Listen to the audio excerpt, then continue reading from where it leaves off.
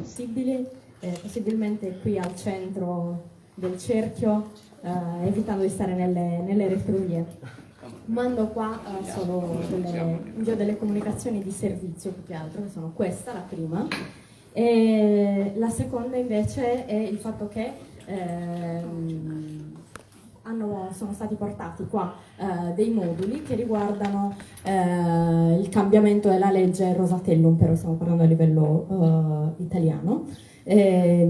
Chi sta proponendo un cambiamento per questa legge ha portato qua dei moduli che possono essere presi e compilati in ogni comune, quindi magari li lasciamo anche qua se possibile, poi magari qualcuno di voi interverrà, qualcuno del comitato interverrà e farà un intervento a riguardo. Volevo solamente avvertirvi appunto del fatto che ci saranno i moduli qui disponibili. Lascio la parola a Danilo Lampis per iniziare e avviare questa riunione, questa assemblea. Allora, innanzitutto grazie a tutti e tutte per aver accolto l'invito. È una giornata di mare, quindi insomma è fine giugno, nonostante sia un tempo contrario a delle riflessioni di questo tipo, diciamo che il tentativo che volevamo intraprendere, proporre, insomma, col quale abbiamo immaginato l'appello era quello di non attendere ulteriormente per riparlare di legge elettorale e in generale di crisi della democrazia in Sardegna. Parto proprio da questo appunto. È evidente a tutti anche il riferimento alle percentuali di astensione, alla crisi dei corpi intermedi e della società civile organizzata, che la Sardegna sta vivendo una crisi profonda del suo tessuto democratico. È una crisi che arriva dopo anni, che è sicuramente intrecciata con dinamiche internazionali, soprattutto del mondo occidentale. È una crisi che da un lato è frutto di una progressiva liquefazione dei partiti come forze organizzatrici della democrazia, quindi la polverizzazione dei partiti, il modello americano del Catch-all Party che ha vinto come modello dominante, no? Di degenerazione di quell'idea di partito come forza che organizza le posizioni all'interno della società. In secondo luogo è sicuramente una crisi di rappresentanza dei ceti più bassi della società, di chi oggi preferisce non andare al voto perché non si sente rappresentato dalle istanze che vengono offerte dall'offerta politica, non so come dire. In terzo luogo è una crisi del corpo sociale, perché non è semplicemente un problema dei partiti, è un problema dei sindacati, è un problema del mondo del volontariato, è un problema di tanti mondi che oggi vivono una crisi della partecipazione, che ha tante motivazioni. In questi ultimi 20-30 anni stiamo assistendo a una deriva oligarchica, a una torsione oligarchica delle istituzioni, quindi istituzioni sempre più chiuse, sempre più impermeabili alle istanze, alle domande sociali che emergono all'interno della società. E in Sardegna questo agevolato anche in qualche misura dal profilo sociodemografico che ha la nostra isola, un'isola sempre più invecchiata, con una configurazione della società segnata dalla deindustrializzazione, da questa terziarizzazione arretrata che sta vivendo la Sardegna, e quindi si trasferisce anche nelle idee, nella rappresentanza politica. Stiamo assistendo a un consolidamento di quello che, permettetemi la definizione, possiamo definire un feudalesimo politico, territorializzato. C'è una territorializzazione di centri di potere, che si coagulano anche sulle mani di pochi singoli, che sono incapaci di costruire, forse non vogliono costruire classe dirigente diffusa, quindi c'è un ceto dirigente che si autoriproduce. Questo è dovuto a tanti motivi, inevitabilmente, ma di sicuro un aiuto importante lo danno le regole elettorali. Le regole elettorali, la legge elettorale e l'assenza di un dibattito proficuo attorno a questo. In questi ultimi 10 anni, ci sono state tante battaglie per cambiare la legge elettorale. Qua dentro, in questa stanza, ci sono protagonisti che si sono attivati per tantissimo tempo, con percorsi diversi, chi proponendo delle leggi, chi proponendo dei dibattiti. Tutti abbiamo in qualche misura posto in essere un'azione per provare a cambiare questa legge. Le origini di questa legge vengono da lontano, in realtà è una risposta a una fase transitoria derivante dalla riforma del titolo quinto, dove sostanzialmente con una legge si dava alle regioni a statuto speciale, al presidente, al consiglio regionale, si davano delle indicazioni. Noi abbiamo prodotto in Sardegna questa legge nel 2013 che sostanzialmente non rispetta in larga misura indicazioni europee del Consiglio d'Europa, non rispetta come dire, quell'equilibrio fra rappresentanza e stabilità del governo. È tutto spostato su un presunto bisogno di stabilità. E gli effetti distorsivi sono ormai noti a tutti. Sono veramente l'ultimo a poter dire quali sono gli effetti distorsivi in questa sala della legge elettorale. Però è pur vero, noi abbiamo provato ad attenzionarne alcuni all'interno della chiamata, insomma, la discussione. Sono sicuramente le soglie di sbarramento che minano in maniera profonda il diritto di tribuna delle minoranze in una regione dove per sua per sua storica configurazione la Sardegna c'è un forte pluralità politica afferente all'ambito del sardismo diffuso, dell'autonomismo, dell'indipendentismo, che oggi non trovano spazio all'interno dell'assemblea dei sardi. C'è un premio di maggioranza che anch'esso provoca degli effetti distorsivi importanti sulla rappresentatività democratica del Consiglio regionale.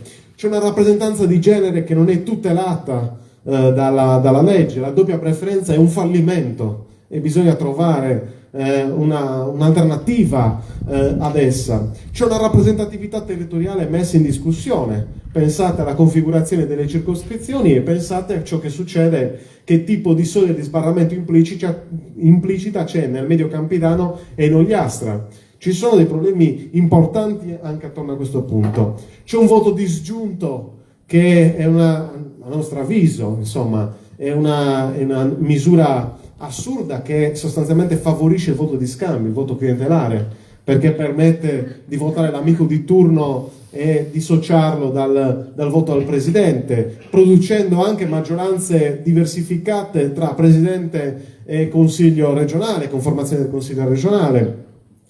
C'è un'assenza anche di ragionamento attorno a nuove misure della partecipazione, che insomma nei paesi più avanzati si parla di misure integrative alle leggi elettorali, di leggi sulla partecipazione, che permettono alle persone di partecipare, di essere consultate, non solo ogni 5 anni, ma costantemente, per orientare il dibattito pubblico, l'azione amministrativa, l'azione politica. Ecco, sono tante le cose. In generale c'è un eccessivo peso del principio di stabilità degli esecutivi a discapito della rappresentanza. Questo noi crediamo che sia un perno focale attorno al quale concentrarsi e costruire dibattito, ed è tempo di esercitare le competenze statutarie previste dall'articolo 15 del nostro statuto, che noi non abbiamo mai esercitato fino in fondo. Perché siamo qua? Perché pensiamo che i tentativi per cambiare la legge elettorale ne sono stati fatti tanti, anche noi, pur diciamo per la nostra giovane esperienza, abbiamo provato l'anno scorso a fare un appello, sono stati fatti appelli al Consiglio che purtroppo sono stati andati dispersi, sono state depositate addirittura delle proposte di legge, raccolte firme, quelle proposte di legge come quella anche depositata anche da noi l'anno scorso sostanzialmente è rimasta in un cassetto. Noi pensiamo che sia venuto il tempo di costruire con pazienza, senza alcuna primogenitura e quindi con un percorso codeterminato da tutti, una campagna di pressione politica forte, diffusa sui territori, capace di spostare gli intellettuali, di farli prendere posizione, di costruire pressione pubblica attorno a questo tema, diffusa sui territori, che faccia esporre i sindaci, che faccia esporre le amministrazioni locali. Noi pensiamo che ci sia bisogno di una campagna di pressione che faccia mettere in discussione la politica su tutti i livelli, la politica interna al Consiglio regionale, di maggioranza e di minoranza, che la faccia esporre, che stani anche coloro che hanno detto vogliamo cambiare le regole elettorali. Bene, c'è tempo adesso, siamo nella prima fase del mandato, per quanto ci riguarda noi siamo qua anche per dire a chi oggi ricopre dei ruoli di governo, ci siamo per, se vogliamo ricostruire le regole del gioco tutti assieme, ci siamo, dobbiamo farlo in maniera rispettosa delle differenze, della pluralità, riconoscendo il fatto che fuori dal Consiglio regionale sono rimasti fuori 70.000 voti, sono rimaste fuori decine di migliaia di persone quest'anno, ma lo sono rimaste nel 2019, lo sono rimaste nel 2014, che in qualche misura anch'esse esprimono, come dire, una forza politica, sebbene non siano rappresentate internamente nell'aula del Consiglio regionale. E quindi l'idea, la proposta è un forum di discussione lungo mesi, da definire all'interno di un coordinamento, all'interno del quale ci può stare chiunque abbia a cuore questo tema, un forum di discussione con impostazione partecipativa, con l'ausilio di esperti in materia elettorale che aiutino anche a fare pedagogia politica, pedagogia giuridica, non so come dire, che aiutino a chiarire le idee, a vedere modelli di altre parti d'Europa, per studiare e rendere, come dire, commestibili ipotesi di meccanismi correttivi che ci sono in altre parti d'Europa, che possono essere utilizzati per mitigare le, diciamo, imperfezioni di qualsiasi normativa elettorale, perché tutte le normative sono imperfette in qualche misura. Se tendono troppo alla rappresentanza, se tendono troppo alla governabilità, ci sono dei correttivi, bisogna discutere, serve decidere chi sono, come dire, le figure che aiutano anche a sviluppare questo. Ecco, quindi noi quello che vorremmo proporre, sul quale abbiamo provato a convocare questo momento di incontro, è: abbiamo fatto tanti percorsi nel passato, facciamo una struttura di percorso sostanzialmente fatta in 3 fasi. La prima è questo percorso partecipativo, incontri di discussione e di definizione di proposte. Definiamo proposte a partire da un'analisi punto per punto dei vari temi. Non oggi non c'è il tempo, oggi si capisce se ci sono le condizioni per continuare a discutere. Vogliamo parlare al 30 settembre di premio di maggioranza? Bene, vediamoci un momento aperto per parlare di premio di maggioranza e capire che cosa è che non va, delle elezioni diretta e via dicendo, insomma, per provare come dire, a stimolare delle proposte sui singoli temi. Secondo elemento, fatto una prima cernita di temi, di tematiche, fare incontri sui territori e immaginare anche delle assemblee chiamando dei cittadini estratti a sorte, magari, modelli che vengono utilizzati in altre parti d'Europa per raccogliere l'opinione della cittadinanza, capire perché le persone si allontanano dalla partecipazione, perché si sono allontanate. Ci vogliono risorse per queste, quindi qua bisogna capire anche la sostenibilità di percorsi di questo tipo.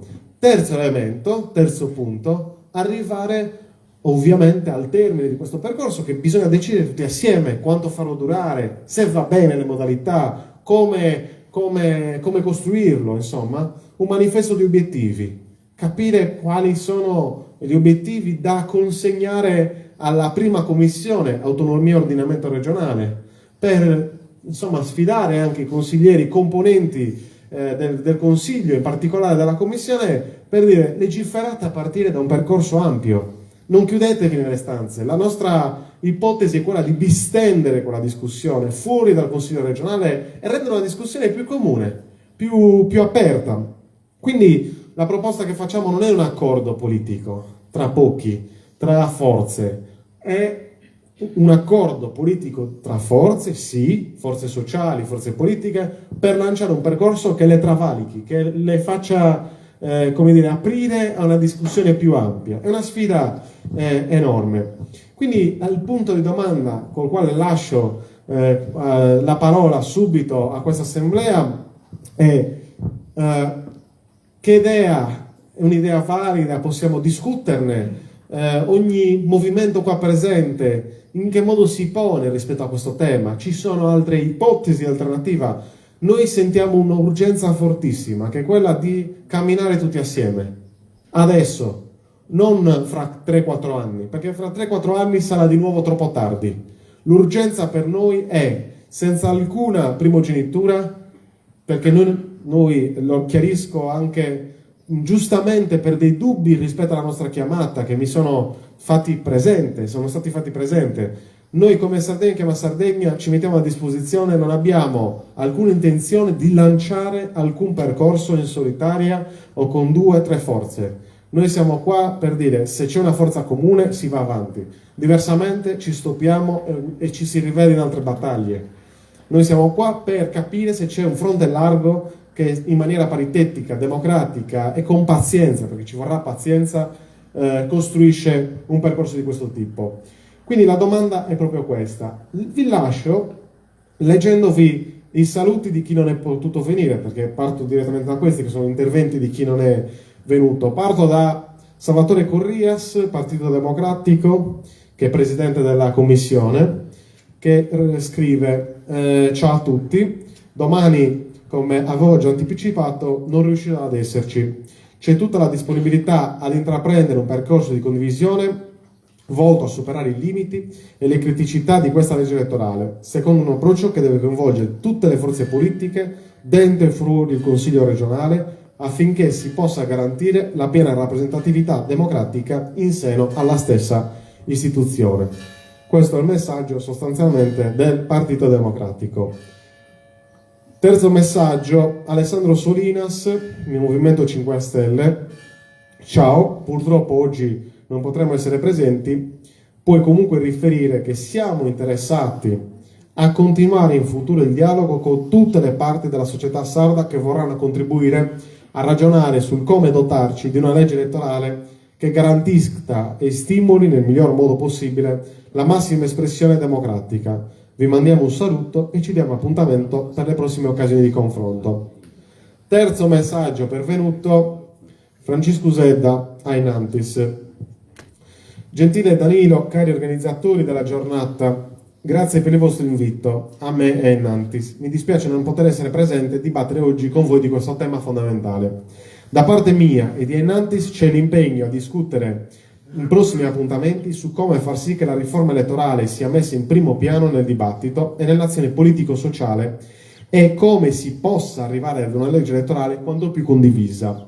Quello che ci serve è una legge che, pur tenendo in conto la governabilità, garantisca il massimo della rappresentanza ideologica, territoriale, di genere e nazionale, riattivando la partecipazione e l'impegno della grande maggioranza dei sardi. In tal senso, almeno altre 2 condizioni e precondizioni vanno considerate e dibattute. La prima è favorire concretamente la possibilità di votare. In una terra funestata da immigrazione e impoverimento, per molti spostarsi per andare a votare è diventato un peso. Bisogna attivare strumenti nuovi e sicuri per facilitare il voto. L'ho chiesto alle nostre istituzioni mesi prima del voto senza essere ascoltato. Confido che ora ci sia la giusta sensibilità per affrontare seriamente il tema. La seconda precondizione è produrre buona politica, produrre un impegno costruttivo, trasparente e continuativo per far sì che la politica riguadagni attrattività e la partecipazione elettorale attiva e passiva sia la naturale conseguenza dell'attivismo quotidiano di tante e tanti. Solo così potremo far sì che le molte voci e proposte che abitano la nostra nazione e che lavorano per essa possano ottenere il consenso necessario per esprimere rappresentanza. Una buona legge elettorale può favorire rappresentanza e cambiamento, ma è solo un attivismo fatto in modo e con spirito diverso che può generare la partecipazione e il supporto necessari a far camminare i processi di emancipazione sociale e autodeterminazione politica dei sardi. Sperando che queste riflessioni vi siano utili, auguro a tutti i presenti buon lavoro da parte mia e di Ainantis. Francisco Zedda, presidente Ainantis. Sottolineo che sono state invitate tutte le forze politiche, qua sono presenti diverse forze, interverranno immagino, ci tenevo a dire sono state invitate tutte bipartisan, centro-sinistra, centro-destra, forze esterne del Consiglio regionale e anche comitati e forze sociali, quindi insomma non era il nostro tentativo fare un'assemblea di massa, ma era un'assemblea tra forze per capire se ci fossero le condizioni. Lascio la parola a Sabrina che coordinerà il dibattito. Grazie Danilo, buongiorno a tutte e tutti. Allora, come Danilo ha detto, siamo qui per lanciare un sasso, ma per lavorare tutti insieme. Quindi l'idea è quella che adesso vi passeremo la parola, un paio di regole del gioco giusto per non appesantire la giornata. Cercheremo di rimanere sui 5 minuti a testa per interventi, vi potete prenotare, vi chiediamo magari di avvicinarvi qui così che tutti possano vedervi e ascoltarvi per bene. E vi chiediamo di presentarvi di volta in volta anche con affiliazione eventuale, così che tutti abbiamo il contesto, non è detto che tutti ci conosciamo a vicenda. E quindi, riprendendo un po' quello che diceva Danilo, capire se c'è la volontà comune di percorrere questo cammino insieme, capire anche quali possano essere le vostre posizioni anche più o meno generali sulla questione. E qua ci sono Claudia e Ivana che stanno prendendo appunti, terranno traccia di quello che si dirà qui, perché proprio l'idea è quella di partire da una base comune, dalla raccolta già di dati, informazioni utili per avviarci a questo viaggio insieme. Quindi chi volesse lanciare il primo sasso può presentarsi qui e passiamo la parola. Io terrò il tempo, quindi sarò un po' severa su questo fronte. Faremo un primo giro di interventi e poi chi vuole può ripresentarsi. Vedo una mano. Ok, partiamo. Va bene, è già in piedi, quindi Devo venire lì? sì, grazie. Ricordo a tutti, presentatevi e dite un po' anche che cosa fate, chi siete. Grazie. Buongiorno a tutti, sono Roberto Bertani di Progetto Sardegna, intervengo per portare i saluti di Renato Soru. Noi oggi in concomitanza abbiamo un nostro evento costitutivo, quindi anche molto importante per ciascuno di noi, però abbiamo sentito la necessità, io, Giuseppe, Ovino, Renato Ru, poi non so se c'è qualcun altro di progetto, abbiamo anche qui la nostra amica. È un argomento che noi abbiamo trattato abbondantemente, l'abbiamo considerato come un argomento in campagna elettorale, perché serviva ovviamente per il progetto che noi abbiamo portato avanti, serviva un po' smuovere le coscienze sotto il profilo sia della partecipazione che ovviamente anche per l'orientamento della scelta da parte degli elettori. Ma non è solo un argomento, come ha detto bene Danilo, di campagna elettorale, è un argomento che incide in maniera veramente profonda e determinante sulla vita di ciascuno di noi. Guardate, probabilmente sarà per il taglio rispetto alla mia professione, perché sono anche un po' abituato a dare pane al pane e vino al vino e a essere anche un po' reciso in certi commenti. Danilo è stato molto equilibrato nel definire le cose, anche so che se la pensa anche forse in maniera, avrebbe potuto dirlo anche in maniera molto più differente, perché l'ho sentito altre volte pronunciarsi in maniera decisa su questo argomento. È proprio un problema di mancanza di democrazia. È una questione, questa della legge elettorale, della modifica della legge elettorale, è una questione che è stata dibattuta già all'indomani, dal giorno dopo, quando è stata fatta quella legge, che sappiamo benissimo che è stata fatta per escludere qualcuno dalla competizione elettorale di quel periodo. Il problema è che le fasi, chiamiamole le impugnative di quella legge elettorale, non hanno sortito alcun effetto, perché i giudici amministrativi hanno ritenuto che non ci fosse una violazione della Costituzione, per cui non si è arrivati sulla legge elettorale della Sardegna alla Corte Costituzionale, perché è stato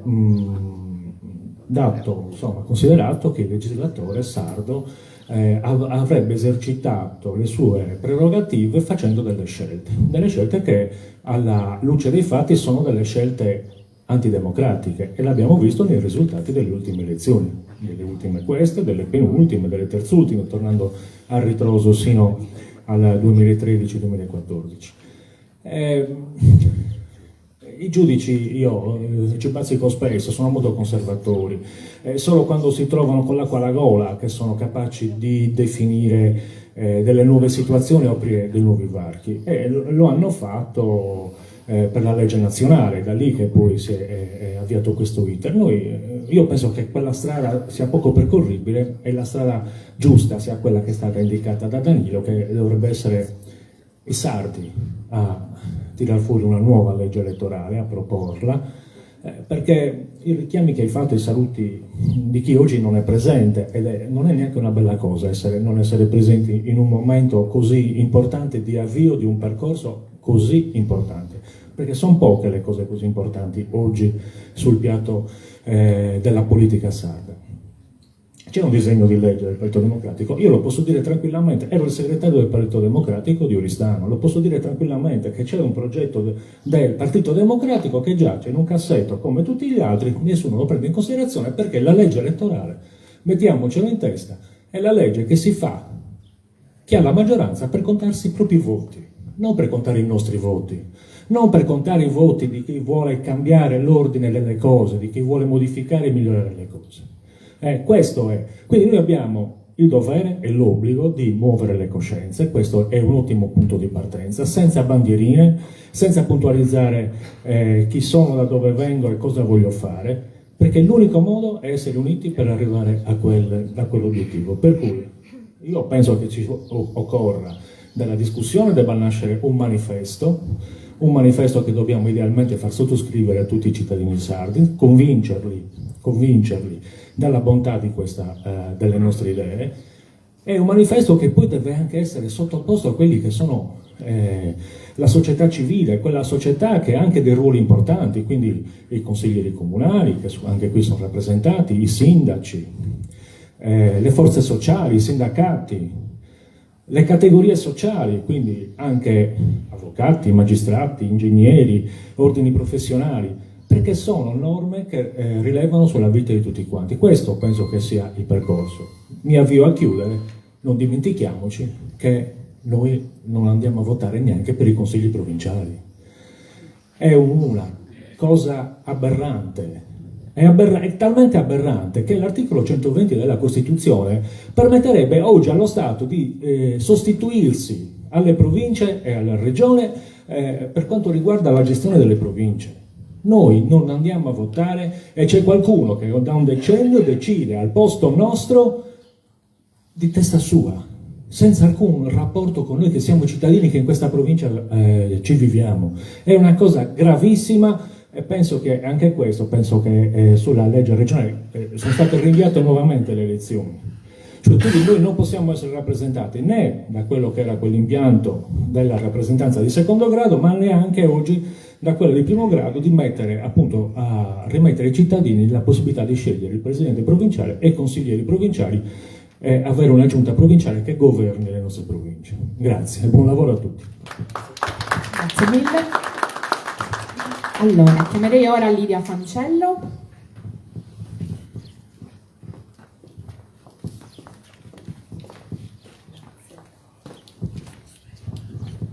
Buongiorno a tutti, buongiorno a tutte, grazie a Sardegna Chiama Sardegna per avermi invitato e per avermi dato l'onore di scortare il professor Bachisio Bandino da Olbia. Vi assicuro che il viaggio ne vale la pena anche solo per farsi una chiacchierata. Mi piacerebbe che dopo si iscrivesse a parlare, professore, non faccia il timido.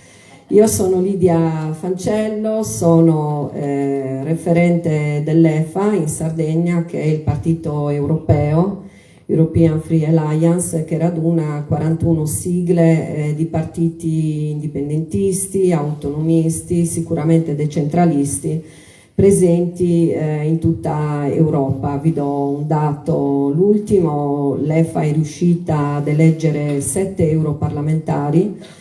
Avevamo molta paura della defiance del Partito dei Verdi Europei, che insieme all'EFA fa il gruppo politico a Bruxelles. l'EFA è riuscita invece a tenere botta, mentre i Verdi sono un po' andati giù. Comunque l'EFA esiste, continuerà ad operare e lo sta già facendo. E altresì sono referente anche del coordinamento in Italia che si chiama Autonomia Ambiente, collegato direttamente all'EFA. Insieme a Autonomia Ambiente stiamo aiutando con gli amici qua in Sardegna, Giovanna Casagrande, Cinzia Mattana, Antonello Licheri e altri volontari ai quali vi chiediamo veramente di aggregarvi. Stiamo aiutando il comitato Felice Besostri, che è il comitato lasciato in eredità proprio dall'avvocato costituzionalista Felice Besostri, che è venuto a mancare il 6 gennaio di quest'anno. È un avvocato che insieme alla sua associazione ha promosso tanti ricorsi contro le leggi elettorali, quindi siamo perfettamente sul pezzo. Oggi ho apprezzato molto anche l'annuncio preliminare fatto da Ivana del materiale che lasceremo qui per la raccolta di firme per chi volesse aiutarci. Felice Besostri vinse anche molti ricorsi contro il cosiddetto Porcellum e anche contro il cosiddetto Italicum. Perché però oggi questo comitato ha deciso di raccogliere le firme per promuovere un referendum a livello nazionale italiano, andando a modificare radicalmente quella che è la legge Rosatellum nelle sue articolazioni più aberranti, diremo, no? Perché prima che un ricorso, seppure vinto, venga accolto e poi rimesso in discussione in Parlamento, qui facciamo in tempo ad eleggere ancora 3 o 4 governi dichiarati dagli esperti come anticostituzionali, ma che comunque governano il paese Italia. Allora, io vi rimando a un saggetto, lo chiama lui, dell'amico Antonello Licheri, col quale stiamo girando un po' la Sardegna, sia per promuovere conoscenza intorno a questa legge elettorale che è Rosatellum, sia per promuovere anche la raccolta di firme. Dunque, se volete capire bene come Antonello Licheri, cioè come questa legge elettorale Rosatellum sia veramente profondamente sbagliata, ingiusta, antidemocratica, io vi consiglio la lettura del saggio di Antonello, Elettori silenziati. Lui, con dati alla mano, veramente anche in una forma molto molto piacevole e scorrevole, capace di dimostrarvi quanto questa legge sia stata fallimentare. Perché è fallimentare? Perché il filo rosso che unisce la legge elettorale nazionale italiana con la legge elettorale nazionale sarda, possiamo chiamarla così, siamo fra persone informate, mi sembra anche tutte d'accordo, non ve la devo dire io quanto sia aberrante, è proprio questo, cioè il fallimento. Questo è il fallimento quando avviene, quando 65.000 elettori ed elettrici sarde rimangono fuori rappresentanza, non hanno una rappresentanza democratica in consiglio regionale. Questo è il filo rosso che conduce le due azioni di protesta. Antonello ti sta chiedendo di essere iscritto a parlare, qua si accende il dibattito. Dunque, che cosa vi propongo con molta umiltà?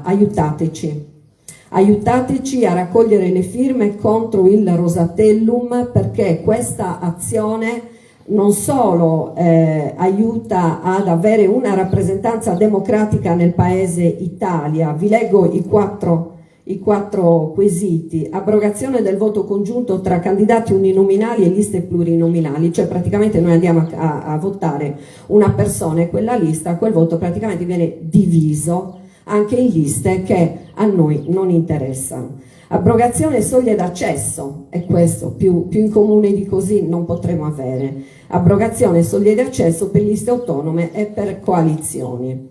Tutte le liste devono raccogliere le firme per proporre le candidature. E qui arriva, cioè questo è anche a livello provocatorio, cioè perché devono raccogliere le firme solo quelli che stanno fuori dal Parlamento? Raccoglieteli tutte le firme. Vediamo se ancora i partiti che governate hanno quel consenso che vi consente di presentare le vostre liste. E qua tocchiamo un punto dolente, perché Autonomia Ambiente, per esempio, che aveva liste pronte per le europee in tutti i collegi dal nord-est al sud, non ha potuto presentare le proprie liste per via di una leggina introdotta all'ultimo momento, 60 giorni di distanza dalla presentazione dei simboli, introdotta da Fratelli d'Italia in Senato, ratificata alla Camera dei Deputati, che obbligava alla raccolta di firme. 75.000 firme per presentare la propria lista, abolendo la presentazione attraverso liste collegate per esempio a Bruxelles. E l'altra ovviamente l'abrogazione delle pluricandidature, ogni candidato in un solo collegio. Quindi, come vedete, questa raccolta di firme è quasi un volano per quello che sarà invece dopo la discussione intorno alla legge elettorale nazionale sarda, e su questa battaglia noi possiamo verificare le nostre forze, le nostre conoscenze, ma non solo, creare anche una rete di conoscenza e di aiuto perché si possa intervenire anche a livello legislativo. Vi ringrazio per l'attenzione, davvero buon lavoro a tutti, grazie a voi. Grazie mille. Si era prenotato poi Fernando Codonesu.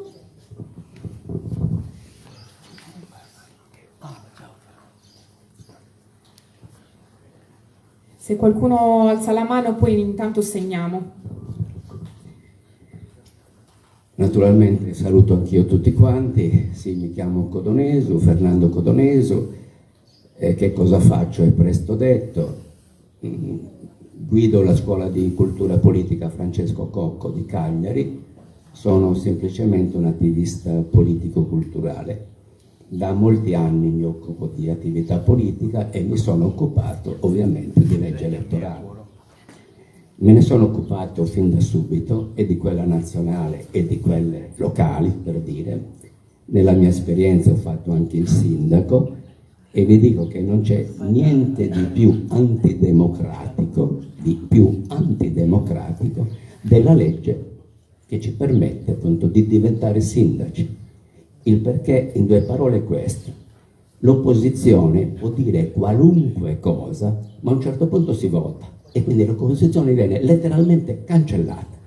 Siccome quando si ragiona di democrazia senza opposizione non c'è democrazia, allora intanto si incominci da lì, perché il discorso sulla democrazia è un discorso molto delicato che va fatto dal livello, diciamo così, del comune, che a me è particolarmente caro proprio perché il comune è comunque l'istituzione più vicina ai cittadini, per arrivare al livello nazionale.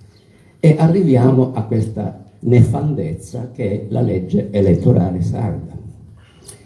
Allora, la legge elettorale sarda noi la dobbiamo vedere da diversi punti di vista.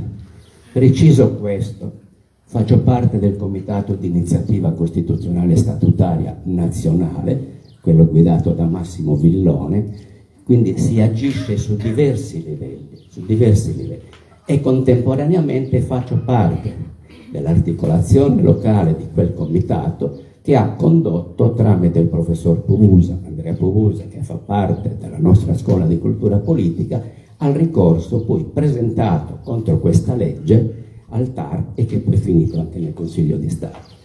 Certo, l'abbiamo perso quel ricorso, alcune motivazioni sono già state dette, ma non ritorniamo su questo. Io voglio fare però un ragionamento anche su questa legge, dicendo espressamente, perché vanno dette le responsabilità. Quella legge è stata scritta dal Partito Democratico nel 2013 e da Forza Italia. Congiuntamente si sono messi d'accordo su quel testo perché in quel caso bisognava escludere il famoso pericolo rappresentato dai 5 Stelle, però poi ha portato al sacrificio, definiamolo così, di quelle più di 80.000 persone che avevano dato il voto alla cara amica e compianta Michela Murgia. Quindi già da lì, nel 2014, noi abbiamo perso la rappresentanza di tutto quel mondo, e quel mondo, io anche oggi dico, guardate che vale, al di là diciamo dei voti che ha preso la lista Soru, puoi fare una precisazione anche su questo, al di là di questi voti, per esempio in quest'ultima circostanza elettorale, in quest'ultima competizione elettorale, guardate che rappresenta non meno di 100.000 persone, 100.000 persone senza rappresentanza. E qui una annotazione, perché altrimenti non ci si capisce, dobbiamo essere seri. Guardate, quella è una legge elettorale, appunto, è una, come minimo la definiamo una nefandezza, però poteva essere usata con più intelligenza politica da parte di quel mondo che conosco bene. Perché quando si diceva, e vi potrei fare nome e cognome, ad alcuni di questi famosi leader, che bisognava fare un'unica lista, perché o si capisce la matematica, e qui non si tratta di matematica superiore, ma di aritmetica, semplice aritmetica. Una cosa è superare il 5% con un'unica lista, e comunque sia, analizzate i voti. Nelle due circostanze avremmo potuto avere tranquillamente 6 o 7 consiglieri regionali, non meno. Invece no, siccome questi famosi leader guardano più a se stessi che al potenziale elettorato, hanno portato alla rovina. Quindi le leggi elettorali vanno anche studiate e vanno anche, se volete, interpretate per fare in modo che quel tipo di elettorato abbia una rappresentanza. Non è stato fatto, e quindi qui c'è anche un errore proprio fatto direttamente da quelli che guidavano comunque sia quelle forze. Altrimenti è troppo facile sempre incolpare gli altri. Assumiamoci anche le nostre di responsabilità. Questa cosa è successa anche recentemente. A me è capitato di scrivere 2 cose a proposito delle ultime elezioni. La prima, che tutta questa rappresentanza avrebbe avuto il mio voto solo ed esclusivamente se nei primi 100 giorni ci fosse stata una nuova proposta di legge elettorale, comunque sia da portare in commissione, se non direttamente nel Consiglio. Ovviamente è inutile dirvi, fate i conti, 100 giorni sono già passati alla fine, non c'è. Seconda cosa, ho anche scritto che è ben accetto naturalmente qualunque persona che poi ha un ripensamento sulle proprie posizioni. Questo era riferito, senza fare nomi, a Renato Soro, che poi ha riconosciuto che quello fu un errore, e meno male. Non ho usato, a differenza di altri, la famosa citazione chi di spada ferisce, di spada perisce, perché sarebbe ingiusto e ingeneroso. Quindi va benissimo che uno ci ripensi, però siccome non siamo nati ieri, allora bisogna mettere nel giusto binario tutte le cose. Si fanno tanti percorsi insieme, qui certo che raccolgo l'invito che ha fatto Danilo, perché è una questione anche di metodo, ma contemporaneamente vi dico, non è che da ora in poi si parla di legge elettorale, ne abbiamo già parlato e abbiamo anche già individuato tutta una serie di meccanismi, non li espongo adesso, ma su tutti gli elementi, dalla soglia, se vogliamo parlare di soglie, quali possono essere quelle compatibili per dare la massima rappresentanza, alle circoscrizioni, come andrebbero definite le circoscrizioni. Noi non possiamo avere rappresentanza territoriale se ci sono 2 grandi poli e le circoscrizioni sono alla fin fine ruotanti intorno a Cagliari e Sassari, perché di questo si tratta, e le 2 circoscrizioni più piccole alla fin fine vengono tagliate fuori. Quindi tutti questi problemi, guardate che sono stati analizzati, e li potrei anche appunto discutere quando verrà il tempo con tutti voi, perché c'è un grandissimo lavoro che sintetizzo così. Noi abbiamo fatto quel famoso ricorso nel 2016, dopo il discorso del no diciamo così, alla proposta di Renzi, ma sulla legge elettorale abbiamo prodotto qualcosa come 300 pagine di articoli da parte di persone con una certa competenza, una certa presenza nel dibattito politico sardo, diciamo, ce l'hanno, ce l'avevano, ce l'hanno e intendono continuare ad averla. Comunque io in questo percorso ci sarò. Grazie mille. Chiamo ora Lucia Chessa.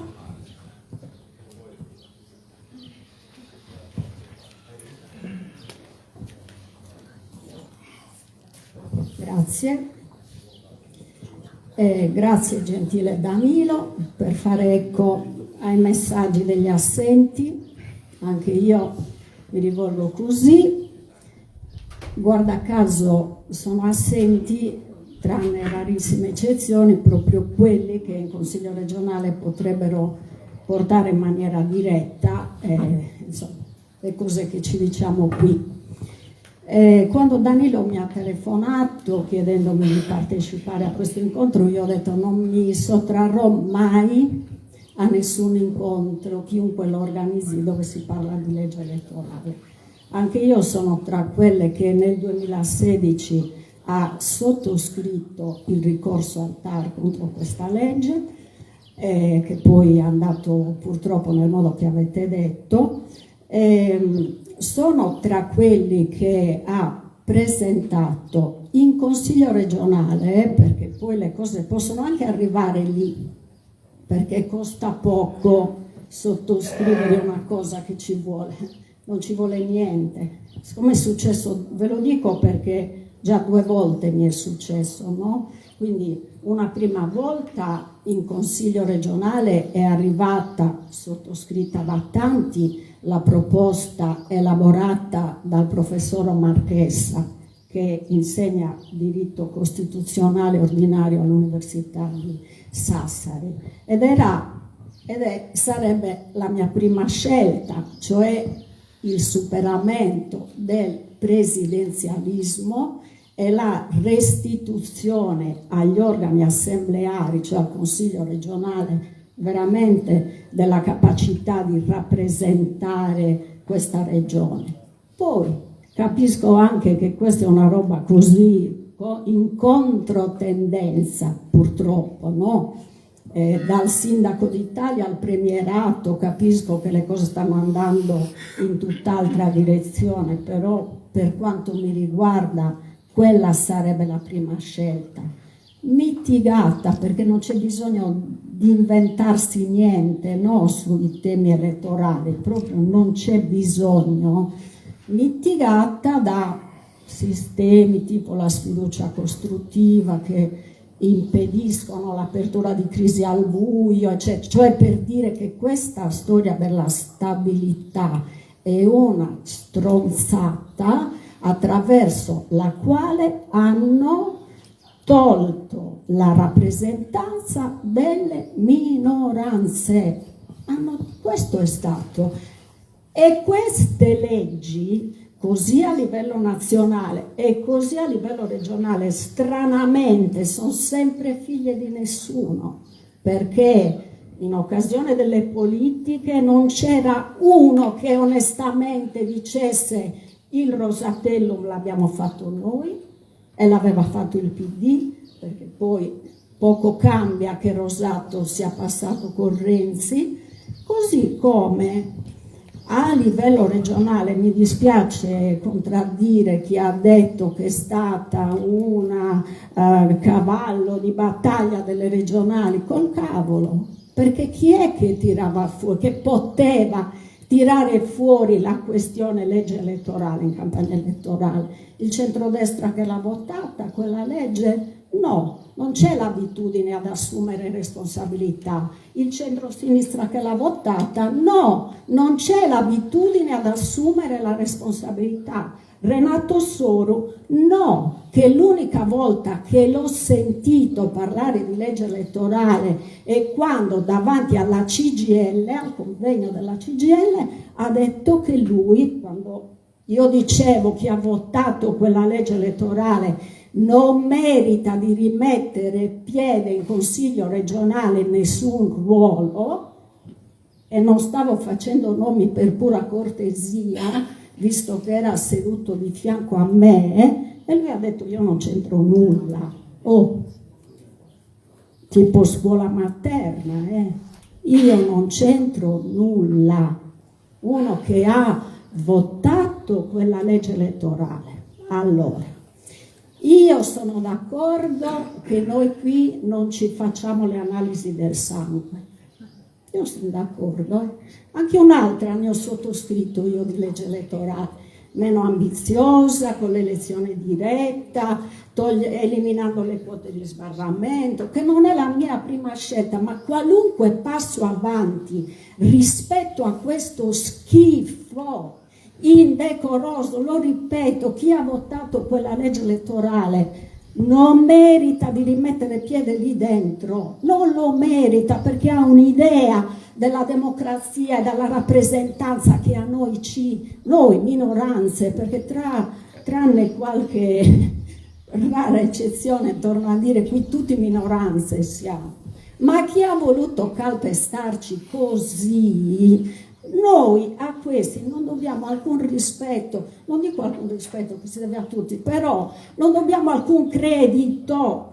Allora togliamoci dalla testa che il Consiglio regionale modifichi questa legge in maniera costruttiva, perché se per quello già l'ha modificata, no? Prima non delle ultime, ma delle elezioni precedenti, quando in Sardegna c'era un grande dibattito attorno alla modifica delle leggi elettorali, e che cosa hanno fatto? Hanno introdotto la doppia preferenza di genere.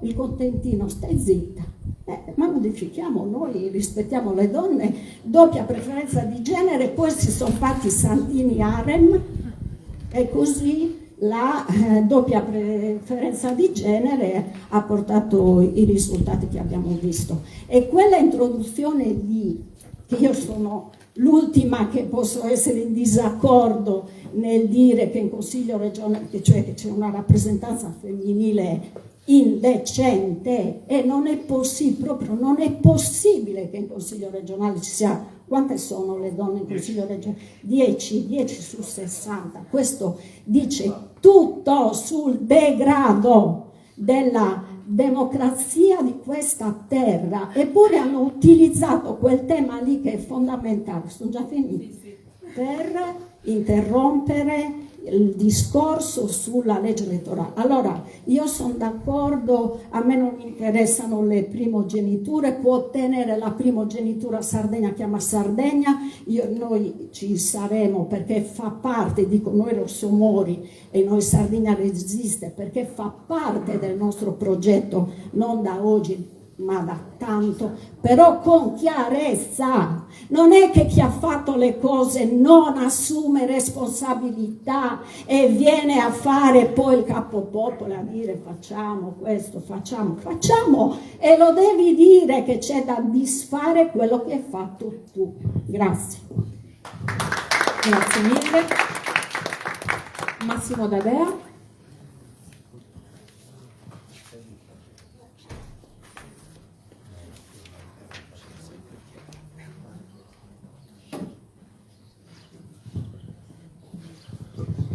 Buongiorno a tutte, buongiorno a tutti.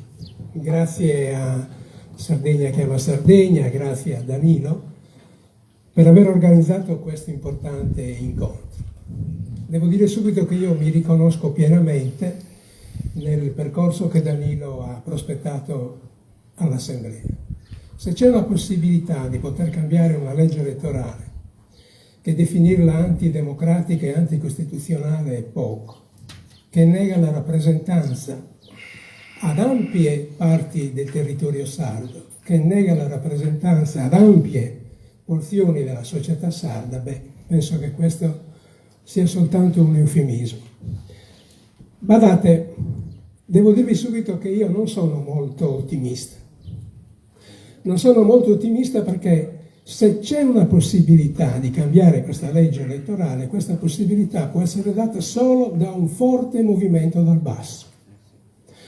Pensare che all'interno del Consiglio regionale i gruppi consigliari, i partiti che vi sono rappresentati, possano essere d'accordo a modificare questa legge, questo assolutamente non è possibile. Questa legge fa bene un pochettino a tutti. Va bene al Partito Democratico, va bene a Fratelli d'Italia, va bene al Movimento 5 Stelle, va bene un pochettino a tutti. E quindi pensare che chi trae vantaggio da una legge elettorale come questa possa convincersi a modificarla, beh, questo mi sembra abbastanza velleitario. Questo può essere possibile solo se si crea un ampio e profondo movimento dal basso. E quindi il percorso che Danilo ha prospettato a me mi trova d'accordo. Guardate, io però aggiungerei una cosa. Oggi noi stiamo attraversando un momento storico particolare. La vicenda del decreto legge sulle energie rinnovabili ha evidenziato ancora una volta qual è l'atteggiamento dello Stato nei confronti della Sardegna. Qual è l'atteggiamento dello Stato nei confronti della nostra autonomia? C'è una sorta di coazione a ripetere che, se voi riflettete sulla storia della Sardegna, si ripropone costantemente. Una coazione a ripetere per cui comportamenti da parte dello Stato e dei governi che si ripropongono ciclicamente. Questo è avvenuto per il piano di rinascita, questo è avvenuto per la cementificazione delle coste, questo sta avvenendo per quanto riguarda le energie rinnovabili. Cioè il tentativo da parte dello Stato e dei governi di decidere dove localizzare, in quale quantità, le energie rinnovabili sul territorio sardo. Allora, badate, la modifica della legge elettorale deve essere inserita in un percorso più ampio. C'è la necessità di aprire una nuova fase costituente dell'autonomia in Sardegna, che sicuramente parta dalla legge statutaria elettorale, ma che deve prendere in considerazione anche l'esigenza di modificare lo statuto di autonomia. Questo statuto di autonomia oramai non risponde ai bisogni di autogoverno del popolo sardo. Ma perché? Perché ripropone un malinteso senso dell'autonomia. Un'autonomia che è stata intesa come una sorta di risarcimento, come un'idea economica, economicistica dell'autonomia. Ed allora noi invece dobbiamo ripetere che le risorse vanno bene, ma noi dobbiamo avere poteri. Questo è l'errore storico che è stato compiuto. Sono i poteri che ci servono. Ed allora dobbiamo modificare questo statuto. Guardate, è ampio il movimento che si sta creando sulla necessità di aprire una nuova fase costituente dell'autonomia. Questo è fondamentale, è fondamentale. E all'interno di questa nuova fase bisogna inserire come primo punto la nuova legge statutaria elettorale. Io ho già dato il mio giudizio per quanto riguarda la legge elettorale. Voglio però leggervi una cosa. Successe che a un mese e mezzo di distanza dal voto, sul filo di lana della possibilità di modificare delle regole, il Parlamento sardo si è riunito e ha cambiato la legge elettorale, stabilendo come sbarramento per le forze che non si presentavano in coalizione, cioè noi, il 10%. Da mettergli una bomba nel culo. Neanche Erdogan in Turchia si sarebbe permesso tanto a un mese e mezzo dalle elezioni. Michela Murcia. Grazie mille. Allora, chiamo ora Antonello Licheri.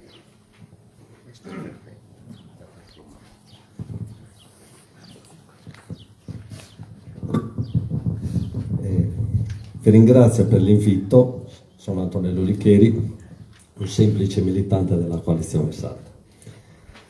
Io penso che qualsiasi ragionamento sulla legge elettorale sarda non può prescindere da un'analisi storico-politica delle forme elettorali nazionali. Questo perché? Perché le due cose secondo me vanno di pari passo. Il sistema maggioritario nazionale, dal Mattarellum fino al Rosatellum, diciamo che tende al bipolarismo.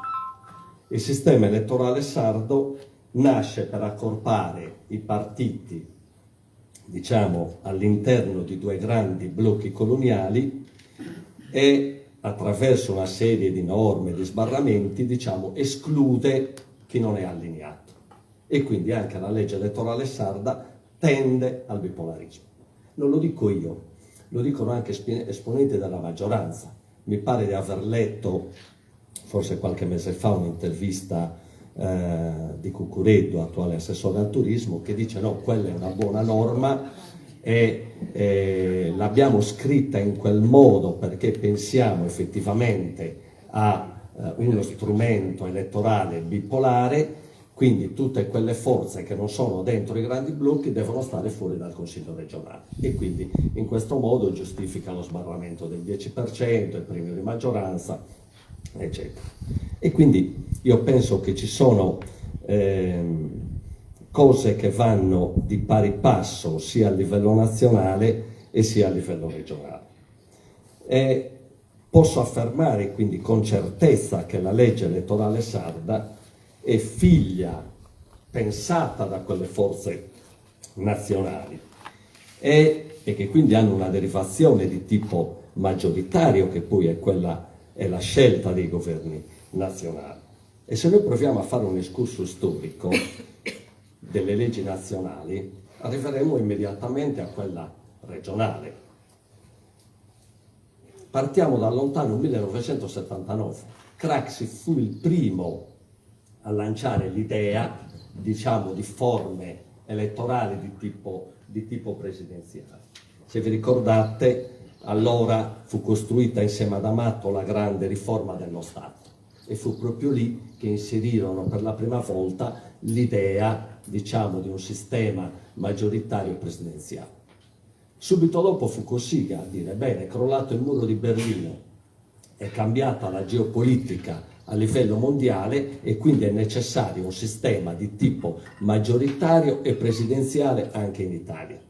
Poi arriva la legge sui comuni, mi pare che l'ha citata forse Codonesu, che è la legge 81 del 93, quindi le elezioni dirette dei sindaci, le elezioni dirette dei presidenti di provincia, e tutto questo in nome della governabilità, della stabilità, tutte cose che noi sappiamo. Ma badate che la cosa più grave è avvenuta nel 1993 e qui diciamo entra anche la Sardegna, perché è allora che dal 99 al 2001 nasce, diciamo, il più significativo cambiamento della forma dello Stato italiano, che è quella delle elezioni dirette dei presidenti di regione e quindi degli attuali cosiddetti governatori. Cosa accade con quella norma? Avviene l'elezione diretta, più poteri all'esecutivo, più poteri al presidente e un indebolimento complessivo dei consigli regionali. Questo è accaduto, l'abbiamo provato anche sulla nostra pelle, ex consiglieri regionali, assessori, cosa vuol dire le elezioni dirette, quindi quando il presidente può decidere, fare e disfare e quindi il consiglio è svuotato delle proprie competenze. Io partecipai, mi pare nel 2006, a una discussione in una rivista nazionale insieme all'epoca al presidente del Senato Marini, e Marini in quella rivista, proprio in un'intervista, mentre noi attaccavamo, diciamo, il sistema maggioritario, il tema del presidenzialismo, il tema dell'elezione diretta, Marini dice proprio in quell'occasione: abbiamo bisogno di una vera democrazia maggioritaria bipolare. E non ultimo, lo dico per gli amici del centro-sinistra e del campo largo, ve lo voglio ricordare, che già nel 97, quando D'Alema introduce nella bicamerale il tema del federalismo, Amato in quell'occasione fa passare, diciamo, un'idea che viene anche sottoscritta da tutto il centro-sinistra, in cui si dice l'adozione di una forma di governo centrata sulla figura del primo ministro, tecnicamente anche detta premierato. Stiamo parlando del 1997. Tutto questo per dire quindi che il centrodestra oggi attualmente non ha fatto nulla di nuovo, sta attualizzando nella sostanza ciò che il centrosinistra e i partiti del centrosinistra avevano già fatto allora. Arrivo quasi alle conclusioni, se mi dai 2 minuti ho concluso. Tra l'altro diciamo che cerco di concludere, allora così taglio un attimino, e allora io combatto con fermezza il premierato, ma allo stesso tempo anche l'ipocrisia del centro-sinistra del cosiddetto campo largo, perché io adesso li voglio vedere in questa campagna referendaria, quando dovranno spiegarci perché non va bene il premierato. Ce lo dovranno spiegare, perché quella norma è figlia di questo contesto. Anzi, dirò di più, che la Casellati non ha fatto solamente una cosa molto semplice: ha preso la legge dei governatori e l'ha praticamente mutuata, diciamo, su scala nazionale. Quindi, diciamo, certo che va fatta la battaglia, però vorrei e sono, diciamo, attento a cosa dirà il centro-sinistra in questa fase. Concludo dicendo che quindi la legge elettorale, perché di questo siamo chiamati a parlare oggi, è figlia di quel contesto. Quindi siamo di fronte a un'elezione diretta, ma siamo anche di fronte a tutta una serie di procedimenti incostituzionali, perché il tema, per esempio, del premio di maggioranza, ci sono già delle sentenze della Corte Costituzionale per quanto riguarda l'Italicum, per quanto riguarda il Porcellum, che dichiarano incostituzionale il premio di maggioranza, ma io lo vorrei rendere talmente semplice il tema senza, diciamo, ricorrere a termini giuridici, alla Corte Costituzionale. L'articolo 48 della nostra Costituzione dice semplicemente che il voto è uguale, è libero, è segreto e personale. Uguale significa semplicemente che il mio voto è uguale a quello di Lucia Chessa, ma è anche uguale a chi ha votato la Tode. Invece noi siamo nella condizione che quello che ha votato la Tode vale 4 e il mio vale 1. Questo semplicemente significa il premio di maggioranza, ed è per questa ragione che è incostituzionale. Ho cercato così di renderlo molto semplice. E chiudo dicendo, salto tutti gli altri ragionamenti, per dire che secondo me occorre non una battaglia di tecnici. Noi non abbiamo bisogno di consiglieri regionali che scrivono o riscrivono la norma. Noi abbiamo bisogno di una grande battaglia di popolo. Abbiamo bisogno di di fenomeni nuovi di democrazia partecipativa che siano coinvolgenti, e quindi chi ci sta deve lavorare per il cambiamento e per creare, una prospettiva nuova, non soltanto dal punto di vista elettorale, ma anche dal punto di vista sociale e culturale. Vi esorto a stare nei tempi. Scusate. No, un po' in generale. Io sto dando un bonus a tutti, quindi non ve lo dico, però poi quando vi tocco il braccio è proprio il momento in cui non si può più andare avanti. Allora, Giuseppe Ovino. Colgo la palla al balzo. Vieni. Ci sono dei libri qua della Fondazione Sardegna, con alcuni contributi, se qualcuno vuole avvicinarsi, sono qua appoggiati sul tavolino. Sì, vi ringrazio. Buongiorno. Io mi chiamo Giuseppe Ovino, ero candidato alle elezioni regionali con Progetto Sardegna, e se non ci fosse stata questa legge elettorale sarei uno dei pochi che sarebbe stato eletto. Quindi mi sento di sostenerla, cioè quasi interesse privato in atti d'ufficio. Sono anche consigliere comunale auristano di minoranza, e vorrei però dire una cosa diversa. Non che non sia d'accordo con i discorsi interessantissimi che sono stati fatti da tutti, però ho idea che sia come, noi raccogliamo le firme, facciamo le proposte, muoviamo le coscienze, però secondo me è un po' come chiedere ai consiglieri regionali, alla commissione, alla prima commissione, eccetera, di cambiare la legge regionale, come ha detto anche qualcun altro. È come chiedere, come dicono in America, chiedere al tacchino di anticipare il giorno del ringraziamento. Cioè, quando mai loro cambieranno la legge regionale? Ma non è il loro interesse. Perché se glielo chiediamo noi dovrebbero farlo? Ma quando mai non lo faranno? Secondo me, io perché mi sono candidato? Perché volevo entrare nella stanza dei bottoni. Noi cambieremo la legge regionale solo quando entreremo nella stanza dei bottoni. Quindi il primo passo, secondo me, posto che sono su questa linea, firmo, sostengo, cerco, tutto quello che abbiamo detto lo facciamo. Però secondo me noi cambieremo la legge regionale quando entreremo in Consiglio regionale, non prima. Il giorno che entreremo nella stanza dei bottoni noi potremo cambiare le cose e spero che manterremo la freschezza che abbiamo in questo momento, perché noi, siccome non è che siamo fatti di pasta diversa da quella degli altri, la mia paura è che quando, semmai arriverà quel momento, noi entreremo lì e diremo tutto sommato non si sta poi così male qui dentro, perché mai dovrei cambiare la legge che mi ha fatto entrare? No, dico per dire, ne sono estremamente convinto, perché conosco l'essere umano, essendo anch'io, condividendo la stessa natura. E quindi vorrei dire che la nostra battaglia in questo momento mi sembra ancora più, dico nostra perché la faccio mia, ancora più elitaria di quella che abbiamo fatto o quando ci siamo candidati. Cioè è una battaglia estremamente elitaria, ma pensiamo che i sardi sentano veramente urgente questa necessità, ma no, se no il 25 febbraio anziché prendere 65.000 voti noi ne avremmo preso 100.000, 200.000, noi li abbiamo presi perché non abbiamo convinto le persone che gli argomenti che stavamo portando erano importanti, cioè non siamo riusciti a convincere. E perché mai dovremmo riuscire a convincere i sardi su una battaglia così sofisticata, così importante, ma che non tocca, cioè che non viene percepita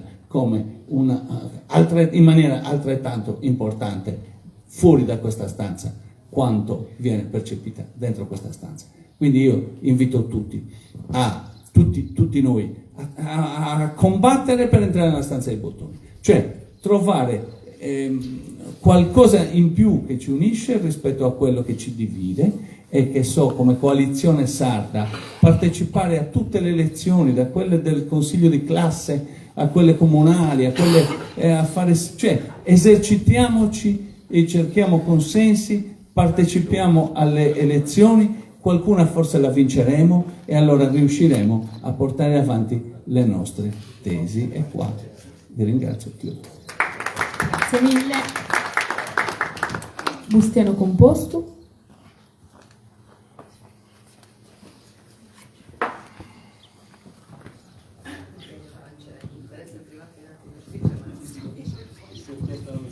Buongiorno a tutti e un saluto a Sardegna Chiama Sardegna, che ha organizzato questa occasione regionale di questa cosa importante. In effetti devo narrare che ha tutta un'istoria in parla proposta di cambiare la legge elettorale, cominciamo dal 2018 è stata una proposta di autodeterminazione, sul 2009 di Libero, sul 2020 di un comitato in un vicepresidente Lucia Chessa e poi ultimamente nel 2023 da parte di Progress.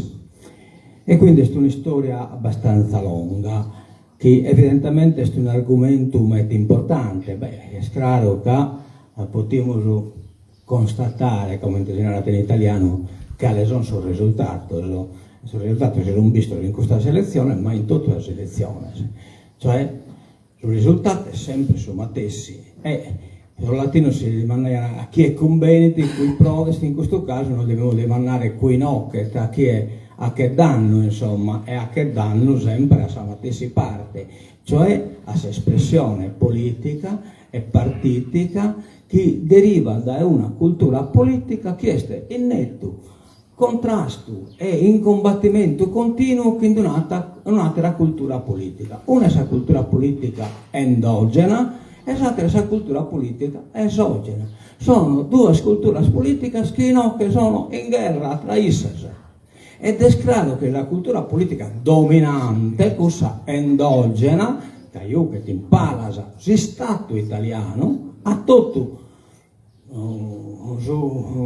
l'intento e il guadagno di impedire che la cultura politica endogena riesca a esprimere un minimo di rappresentanza politica che poi si può sviluppare.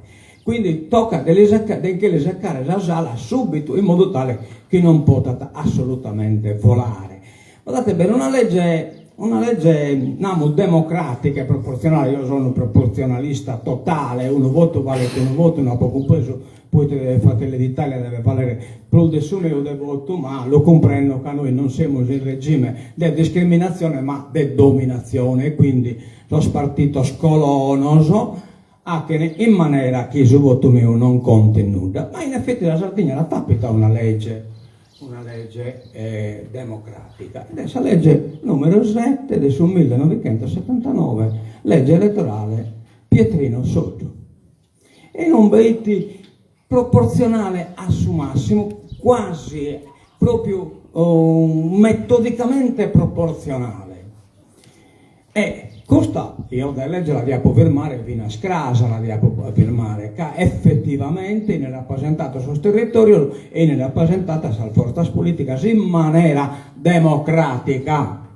Ma già in 2001 io candidato a presidente di questa regione, che si è messo Sardo Libero, ha pubblicato che in banta semizza preferenza, non sono stato eletto e non è stato eletto nessuno che hanno introdotto sul primo tipo di sbarramento, sullo sbarramento provinciale. Allora chi non superaia sul quorum provinciale, pure si è piccato 1 milione di voti, non poteva entrare in consiglio regionale. Quindi hanno cominciato a tagliare la democrazia, già da anni di storia lunga, e quindi come arriviamo all'assurdo di Oi, all'assurdo di Michela Murgia, eccetera, eccetera, e così via. E allora, potremmo noi esponnere su Corva Meicu, o potremmo noi scomporare caso da Sassori, in sul senso, potremmo noi sperare che sul Consiglio regionale modifiche questa legge? Assolutamente no. Capuro se noi andiamo a buscare consiglieri regionali che la diano a firmare, cosa sono morto? Che non rientrano più in sugli occhi, chi deve restare, chi deve intermediare, chi deve anche in modo che si catafanare dai nanti. Quindi io non devo ponere spero sopra questa possibilità che isso modifichino lo che lo sa che campare, insomma, lo che gli dà privilegio, funzione e tutto canto. Ma noi suonarma l'amos usata quest'arma in su referendum contro su nucleare e la scoria radioattiva. Sa legge numero 20 non dà sa possibilità di collire firma e indire un referendum. Potete dare che lo perdiamo a scuro, però intanto gli sponiamo il fuoco a Sacoa, intanto lo sponiamo in allarme, intanto li sacchiamo in tennis che noi esistiamo. Per fortuna, il Galugai tocca decollire, che mi sta virma, che statutaria adesso non è scolata, se non neanche il fito che in banta missa, neanche il fito.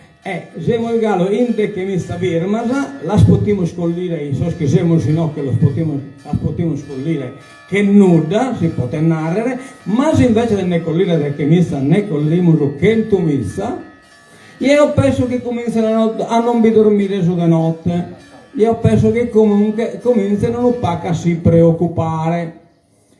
Ecco, quindi, la forza nostra siamo noi, se noi riuscissimo a ponere in moto la forza che abbiamo, che siamo un popolo, e per fortuna lo spirito del popolo è stegato intro di questa gente, sono sardos tutto si intende in galo e speriamo che si cagai a si intendere un popolo, e se noi riuscissimo a farci comprendere che questa legge elettorale non è scontro solo la rappresentanza politica minoritaria, ma è scontro sul popolo sardo, che è una legge che deve impedire a suo popolo sardo di si esprimere politicamente e a essere costrinta quindi a separare tra Pinco e Pallino, già è separato spero da sul sistema italiano. Certo che potete separare A o B, ma A o B, chi è lo sa posto? Los apostoli sul sistema e quindi tu non sei separare nulla. E scommente che uno condannato a morte lo possono separare di che sa ghigliottina oppure fucilato. Grazie. Davide Mocci.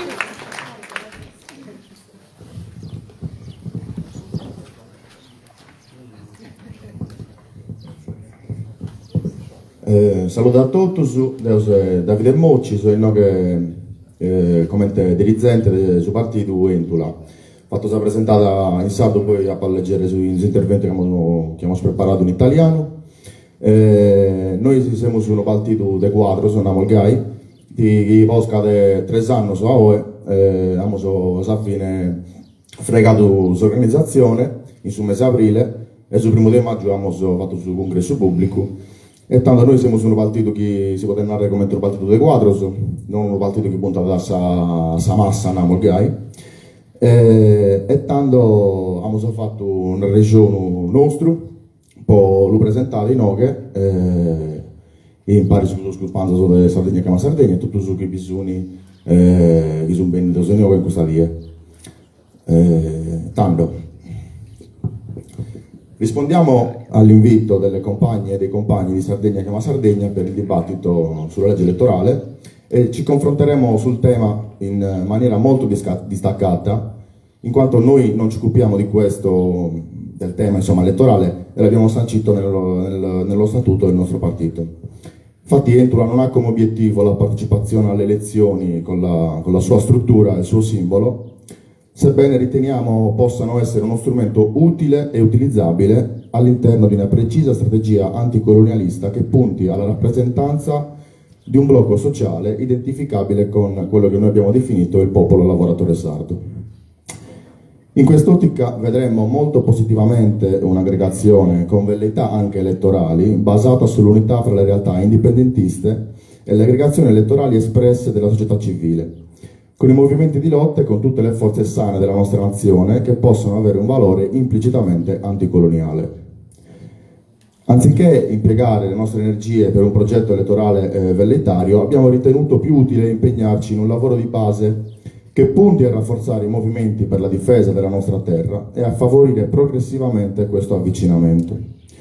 Quando parliamo di elezioni, noi la nostra analisi la riferiamo principalmente alle comunali nei singoli paesi, in quanto riteniamo che sia uno strumento quanto più utile e vicino alle contraddizioni in essere al nostro popolo, ma l'argomento di questo dibattito è ovviamente invece la legge elettorale per le elezioni regionali. La legge elettorale, come già altri prima di me hanno esposto precisamente, in vigore in Sardegna dal 2013, rappresenta un grandissimo problema di democrazia perché nega sistematicamente a un grande numero di cittadine e cittadini sardi il diritto di essere rappresentati nel Consiglio regionale e quindi contribuisce alla dinamica di disaffezione e disinteresse verso la partecipazione democratica che affligge la società sarda. Siamo disponibili a fare la nostra parte per difendere i diritti democratici di tutte le soggettività sarde, anche di coloro che decidono consapevolmente di boicottare ogni competizione elettorale. Pensiamo che il problema vada affrontato proprio nei termini della difesa di un diritto primario, compiendo i giusti passi organizzativi per innescare una mobilitazione popolare per la democrazia che comprenda un ampio spettro di aree politiche, movimenti e partiti, ma anziché mettere questi in primo piano, si punti invece ad andare al di là di essi e a coinvolgere la partecipazione della società civile e di tutta la cittadinanza. Oggi potremo parlare a lungo di soglie di sbarramento, sistemi proporzionali, quote di genere che rappresentano in maniera discriminante un requisito di eleggibilità, collegio unico, presidente eletto al Consiglio e altre proposte che renderebbero il sistema elettorale più democratico, ma purtroppo, come già altri per fortuna mi hanno anticipato, purtroppo bisogna fare i conti con la realtà. Sono i consiglieri regionali attuali, eletti con questa legge, gli unici che possono modificarla e quindi perdere mesi o anni a immaginare la legge elettorale dei nostri sogni si riferirebbe una grossa perdita di tempo. Anche un'eventuale proposta di iniziativa popolare verrebbe probabilmente stravolta o anche bocciata da parte del Consiglio regionale in quanto è nelle proprie funzioni. Pensiamo quindi che sia molto più utile impiegare le energie per creare una piattaforma politica post-democrazia che possa organizzare e coordinare una pluralità di campagne mediatiche, informative e iniziative di piazza per chiedere che il Consiglio regionale discuta e approvi quanto prima una nuova legge elettorale, che comunque non potrà essere peggiore di questo. Pensiamo invece che le indipendentiste e gli indipendentisti, gli anticolonialisti e gli anticolonialisti, per avere finalmente la loro legge elettorale, dovranno aspettare necessariamente di avere una maggioranza nel Consiglio. Un passo alla volta però, prima ancora bisogna fare eleggerne almeno un consigliere. Quindi grazie a tutte e tutti, buon proseguo. Grazie mille. Abbiamo adesso Luana Farina.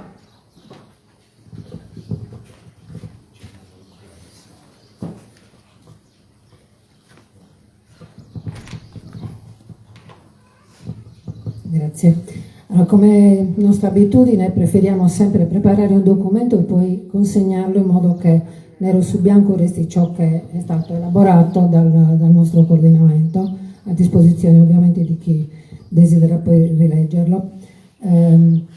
Cammine Ranoa, io sono la portavoce di Cammine Ranoa. Cammine Ranoa desidera ringraziare Sardegna Chiama Sardegna per averci invitato a partecipare a questa discussione su un tema che dovrebbe essere centrale nel dibattito politico della nostra isola, ma che è sempre stato marginalizzato dalla politica istituzionale negli ultimi 10 anni. La democrazia, la partecipazione alla vita democratica della nostra terra e la rappresentanza democratica. Questo è un argomento che, sebbene relegato ai margini dei dibattiti elettorali, ci interessa profondamente. Questo tema è cruciale poiché dal suo esito dipende il futuro della nostra terra, della nostra gente, la possibilità del movimento nazionale per l'autodeterminazione di incidere come forza di trasformazione sociale. Ci riferiamo a tutte quelle organizzazioni che vedono la Sardegna e le sue comunità come un soggetto storicamente determinato e capace di rivendicare i diritti politici, lottando affinché i sardi possano decidere come amministrare questa terra e cosa sia meglio e più giusto per il futuro della nostra isola e dei suoi abitanti. Questo include ogni questione, dall'economia all'energia fino all'occupazione militare. In sostanza riguarda il diritto di decidere su tutto. Il problema della legge elettorale, gli effetti del populismo. La legge elettorale attuale ha tenuto sotto scacco la società sarda per 10 anni. È una legge liberticida che risulta impossibile cambiare dall'esterno del Consiglio regionale. Per modificarla occorre convincere i consiglieri regionali a impegnarsi concretamente nel cambiamento. Questa legge, che è nata nel 2013 sull'onda del populismo, in particolare sotto l'influenza dei 5 Stelle, che avevano focalizzato la loro campagna contro gli sprechi della politica. Tuttavia questo populismo ha avuto un effetto boomerang in Sardegna, eliminando di fatto tutte le organizzazioni politiche alternative e i blocchi tradizionali e quelli coloniali, ovviamente. Le forze centraliste hanno sfruttato questa politica populista progettata per colpire la pancia delle persone, per ridurre gli spazi della democrazia. In risposta alle istanze populiste, e forze presenti all'interno del Palazzo della Regione hanno ridotto il numero dei consiglieri regionali da 80 a 60, non tanto per eliminare gli sprechi della politica, quanto per restringere gli spazi di rappresentanza democratica, allo scopo di salvaguardare il proprio potere tradizionale e centralista, sia di destra che di sinistra. Hanno neutralizzato in un colpo solo la possibilità che le forze alternative, incluse quelle indipendentiste, potessero entrare nel Consiglio regionale. Da 10 anni siamo ostaggio di questa legge liberticida. È fondamentale riconoscere che il problema principale risiede nella riduzione degli spazi di rappresentanza e di democrazia. Senza affrontare prima questo problema, ogni altra discussione risulta inutile. È inutile ricordare che superare la soglia del 10% in uno scenario dove il bipolarismo comprime la possibilità di avanzare politicamente è impossibile, impensabile. Questo sistema presenta le forze alternative al duopolio coloniale come perdenti in partenza. Anche la soglia del 5%, per chi si presenta con una sola lista, è difficile da raggiungere in questo contesto politico. Il Fronte Indipendentista Unido ci aveva approvato nel 2014 ottenendo circa 8.000 voti. pur non presentandosi in tutti i collegi, un risultato non scoraggiante considerando il numero complessivo dei votanti, ma che non ha comunque portato da nessuna parte. Infatti, con questa legge elettorale, sia le coalizioni sia le liste singole restano schiacciate dalla potenza mediatica, dalla ramificazione clientelare e dalla forza economica dei blocchi di centrodestra e centrosinistra, capaci di condurre campagne elettorali molto più efficaci delle nostre. Non possiamo continuare a proporre coalizioni che puntualmente, in almeno 2 casi clamorosi, sono rimaste fuori dal Consiglio regionale. Nel 2014 Sardegna Possibile, guidata da Michela Murgia, con i suoi 76.000 voti, e nelle ultime elezioni di quest'anno la coalizione guidata da Renato Soru, con oltre 50.000 preferenze, sono state escluse dalla rappresentanza democratica. Dato lo scarso peso politico delle forze nazionali, oggi è impensabile spendere altri 5 anni nella pia illusione di creare una coalizione elettorale vincente. Prendiamone atto. Qual è la proposta? Possibili strade da percorrere. A questo punto, quali sono le strade che si potrebbero percorrere? Una possibilità è chiedere di aumentare gli spazi di democrazia incrementando nuovamente i seggi. Questo ci teniamo a sottolinearlo. Solo allora potremo vedere i consiglieri non più costretti a difendere i loro spazi di potere, essere disposti a cambiare questa legge infame. Tuttavia questa legge all'interno del Consiglio regionale non verrà mai cambiata senza una forte pressione esterna. Anche piazzando 2 o 3 consiglieri o alleandoci con loro non riusciremo a convincerli. Dobbiamo essere concreti. L'ha detto anche Augustiano poco fa il perché, è stato molto, molto chiaro. Quindi dobbiamo essere concreti anche in questo caso, quindi tenderanno questi a mantenere le cose inalterate e a ricondurre le istanze al movimento dell'autodeterminazione nell'alveo di un autonomismo fallimentare o di regionalismo in tutto e per tutto funzionale al mantenimento dello status quo, snaturando quello che dovrebbe essere un reale progetto di cambiamento e trasformazione sociale. Dato che il referendum abrogativo non è un'opzione, poiché la legge elettorale è una legge statutaria e non può essere modificata con un referendum, la seconda opportunità è creare un movimento civico che si impegni con un referendum consultivo.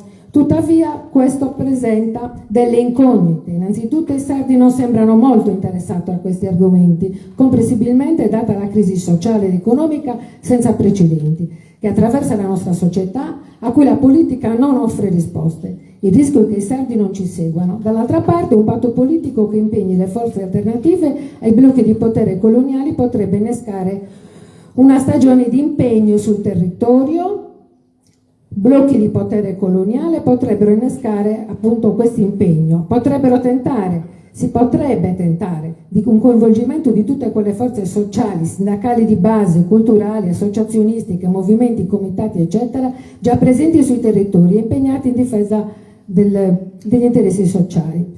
Allora, l'idea sarebbe premere affinché si ritorni alla legge precedente alla riforma. Questo per noi è uno dei punti cruciali, perché pur non essendo perfetta garantiva un livello di rappresentanza accettabile.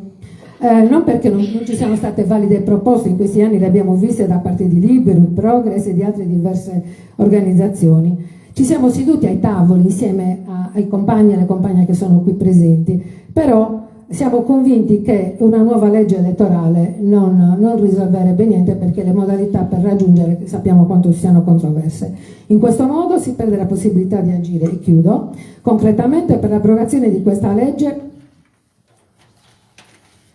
nei prossimi 5 anni, perché solo il Consiglio regionale potrebbe cambiarla. Discutere e proporre leggi all'interno in questo quadro politico è fare fantapolitica. Camminare a nuovo vuol dare un contributo a una mobilitazione popolare politica civile che sia reale e concreta. Siamo pronti a sottoscrivere subito un patto che ci impegni a raccogliere le firme. Tuttavia riteniamo di dover ribadire come le elezioni regionali siano state finora un miraggio, perché non si è riusciti a costruire un patto politico a lungo termine. Le elezioni sono viste come un fine politico, ma dovrebbero essere un mezzo per costruire un reale processo di emancipazione sociale e nazionale per questa terra.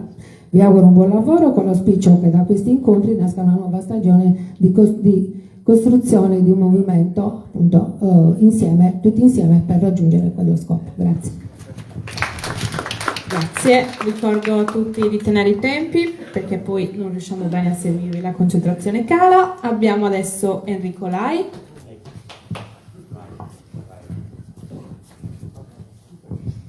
Ah sì, considerate la distanza dal microfono perché a volte rimbomba un po'.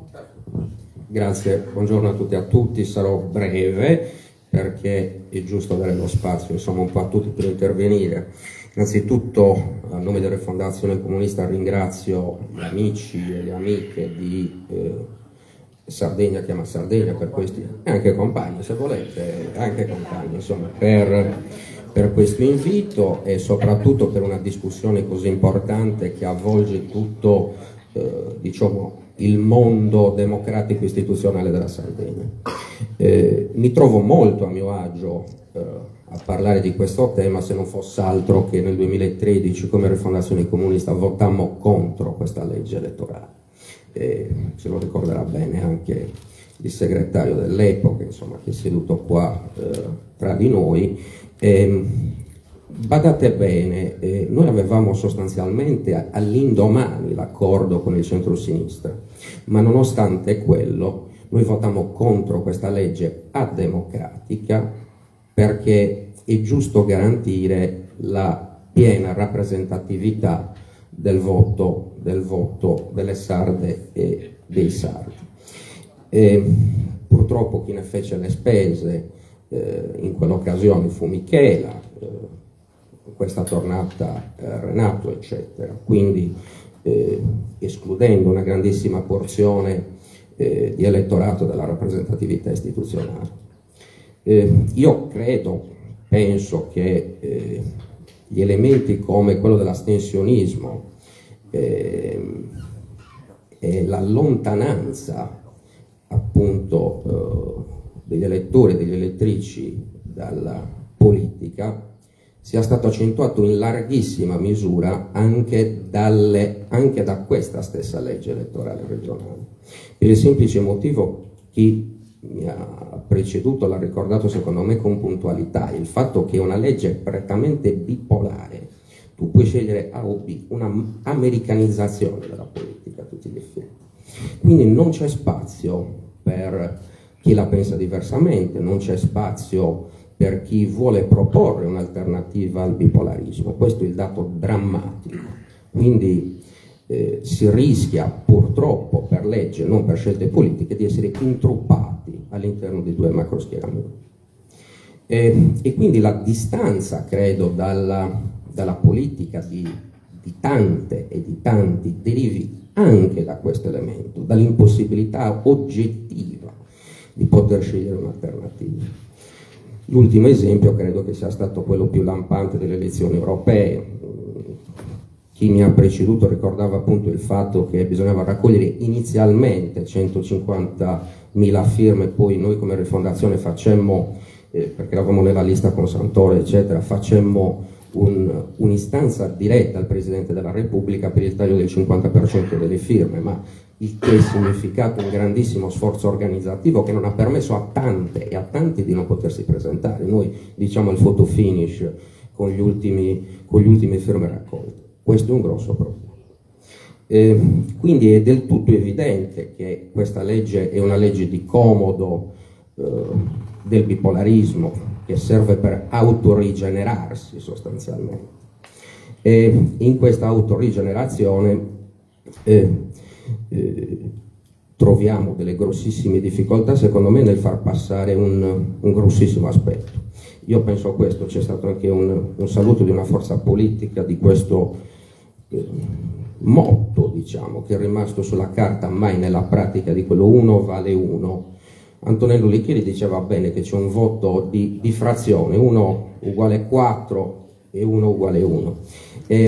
Quindi io non lascerei il termine, e non glielo lascerei nemmeno utilizzare il termine 1 vale 1. Io sono per una legge proporzionale, pura, in cui non esistono soglie di sbarramenti, in cui non esistono elementi di diffrazione maggioritaria. Guardate che quando c'era Andreotti possiamo fare le discussioni che vogliamo, ma come dire, l'Italia non è che era a rotoli in nome del governismo, anzi tutt'altro, mi pare che l'Italia fosse in grandissima espansione. Ultimo punto, ho 30 secondi e starò dentro, ecco, credo che ci sia un elemento francamente importante, lo dico da comunista, io non penso che questa possa essere una battaglia di partito e di bottega. Questa battaglia deve andare dalla destra più radicale sino alla sinistra più radicale, perché queste sono le forme e il metodo con cui si sta nel campo, le regole. E sulle regole io non guardo in faccia a nessuno, io sono per fare una legge con tutte e con tutti. L'ultimo punto, che questo è l'elemento difficile secondo me, è far veicolare, perché a me pare che il tema della legge elettorale sia visto principalmente come una questione da addetti ai lavori. L'elemento veramente scavalcante nel campo politico per fare battaglia politica che non sia soltanto una battaglia che sta all'interno delle aule di tribunale e delle aule di giustizia è lo sforzo, e qui mi trovo estremamente d'accordo con la proposta degli amici e dei compagni di Sardegna Chiama Sardegna, di aprire un processo francamente democratico, ma con tutte e con tutti. Tengo a rimarcarlo. Grazie. Grazie mille. Andiamo avanti con Giovanna Casagrande. Esatto, se c'è qualche altro intervento prenotatevi, abbiamo altri 2 interventi già segnati. Sì, assegnata. Quindi,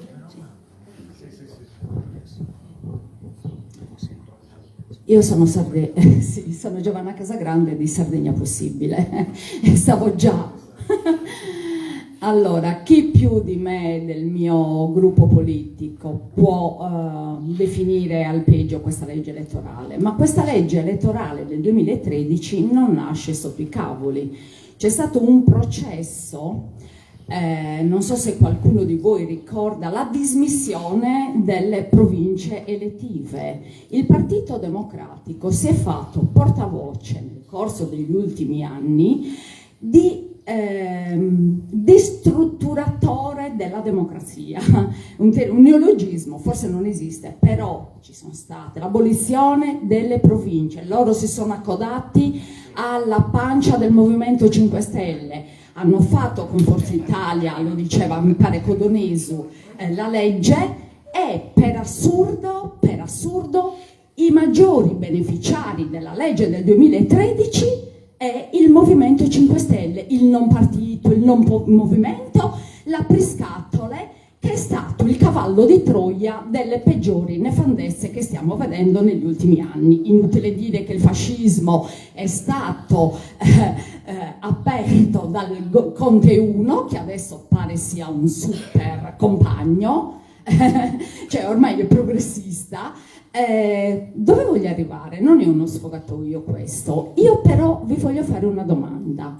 Ma davvero noi siamo sicuri che le elezioni siano l'unico momento democratico? Secondo me no. Le elezioni sono uno strumento che le oligarchie usano per scegliersi il proprio elettorato. Noi non scegliamo, noi siamo state scelte come elettorato da chi? Dalle oligarchie che ci indirizzano. Le regole di ingaggio non le diamo noi ai politici, ma è diverso. Quindi spostiamo, e io guardo le cose da un'ottica di genere. Quando qualcuno dice, vabbè, ma Michela Murgia potevano fare un'unica lista, noi non facciamo matematica, noi facciamo politica. E se io all'interno del mio movimento riconosco 3 elementi politicamente validi, all'epoca c'era Progress, c'è qualcuno che militava in Progress allora, Comunidades che era la lista degli amministratori locali e Gentes che era la lista della società civile, perché io non devo spacchettare la mia proposta per fare matematica e cercare di entrare nelle istituzioni? No, ho già perso la battaglia democratica. Allora, l'ho già persa, adesso Soru poteva andare a Ballasola un'unica lista e provare a metterne 5 o 6, ci saremmo adeguati a che cosa? A un regime che viene chiamato democrazia elettorale, ma come Antonella ha spiegato bene, non lo è. democrazia elettorale perché le regole non sono democratiche. La doppia preferenza di genere, per esempio, del genere come la definisco io, è entrata in seconda battuta dopo una legge infame per dare le caramelline alle attiviste politiche che sono convinte che un recinto, una gabbietta serve. Certo che serve quella gabbietta della doppia preferenza. Ci sono consiglieri regionali che sono entrati con un harem di 4 o 5 donne. Cioè, cavolo ce ne facciamo noi della doppia preferenza se tu mi compili, come giustamente ha detto Danilo poco tempo fa, se tu mi compili le liste 50-50 e poi di quelle donne non va neanche l'1% del 50% nelle istituzioni. Quindi non prendiamoci per i fondelli, così com'è non funziona. Allora, io qui rappresento non solo Sardegna Possibile, ma un gruppo di lavoro. Danilo ha fatto bene a citare nuove forme di democrazia partecipativa, e noi, Sardegna Possibile e Sardegna Chiama Sardegna, abbiamo avuto accesso alla politica tramite processi partecipativi. Ma ci sono altre forme di partecipazione. Io invito Sardegna Chiama Sardegna e tutte le persone qui presenti a collaborare con questa nuova modalità di partecipazione, dove cittadine e cittadini estratti a sorte per trattare temi importanti possano influenzare sia i partiti politici che la politica. La legge elettorale la fanno i polli d'allevamento che tramite leggi infami sono entrati al governo. Certo che non la vogliono cambiare, ma a me non interessa discutere di cambiare in questo momento la legge elettorale se la legge elettorale non è figlia di un cambiamento sociale e culturale. Perché non è vero che le fasce più deboli della popolazione non vanno al voto, vanno al voto per 10 euro a voto. È quella la cosa aberrante. Perché le fasce più deboli della popolazione, quelle che ancora credono di poter contare un chilo e coccone, un pacco spesa dalla Conad, siamo a livelli di assistenzialismo, dobbiamo ribellarci. Ma come ci ribelliamo? Andando a costruire nuovi percorsi democratici, cercando di incidere veramente nel lavoro politico, persino all'interno dei partiti. Enrico, lei ha detto una cosa importante, io lo ripeto sempre: la legge elettorale è universale. A me non interessa che sia una legge di parte. Antonello Licheri ha citato le peggiori cose che ha fatto la sinistra definitasi progressista, che ha dato alle destre la possibilità di mietere a piene mani dal Jobs Act all'autonomia differenziata, al premierato. Allora, io lo dico sempre, la sinistra si crede Ziu Battista e Nuche a Nuoro, cioè la leggenda Ziu Battista e Nuche era un uomo che non moriva mai e l'hanno dovuto uccidere in strada. La politica di sinistra, come quella di destra, ma a me quella di destra non mi interessa, pensa di vivere alle nostre spalle nei secoli e dei secoli. Grazie ragazzi. Grazie mille. Abbiamo altre 2 persone prenotate, quindi vi ricordo di prenotarvi se volete fare un intervento. Salvatore Cao adesso.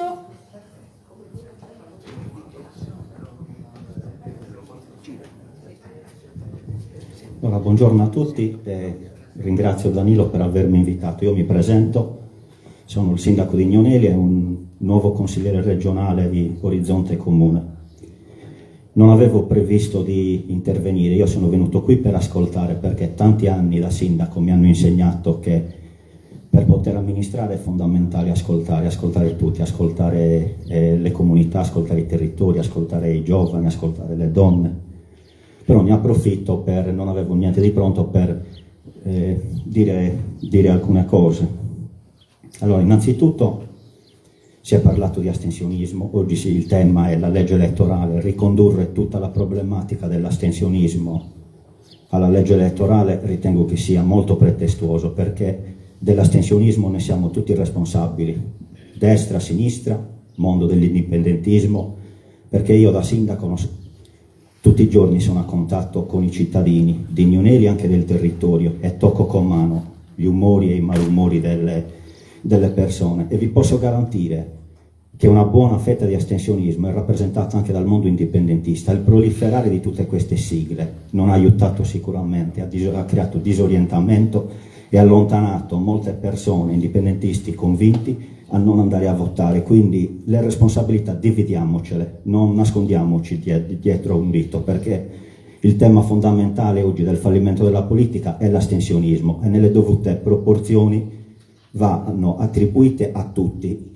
in egual misura, cioè scusate, nelle dovute proporzioni, destra-sinistra e mondo dell'indipendentismo. Certo, questa legge elettorale non è perfetta. Danilo ha citato anche il voto disgiunto, che lui ha detto che agevola il voto di scambio. Non è così. In questa tornata elettorale, grazie al voto disgiunto, il voto di scambio, che era prerogativa del centrodestra, non l'ha avuto vinta, perché il voto disgiunto sicuramente non ha agevolato il centro-sinistra. Il fatto stesso che le liste hanno preso molto più voti della Presidente, sì, è così, testimonia il fatto che il voto disgiunto agevolava chi per 5 anni ha perpetrato una distribuzione indiscriminata di prebende e se vogliamo andare ad analizzare il voto elettorale, coloro che hanno preso migliaia e migliaia di voti più votati sono coloro che hanno indiscriminatamente elargita prebende a pioggia, senza un progetto politico, e questo è stato prerogativa del centrodestra, non del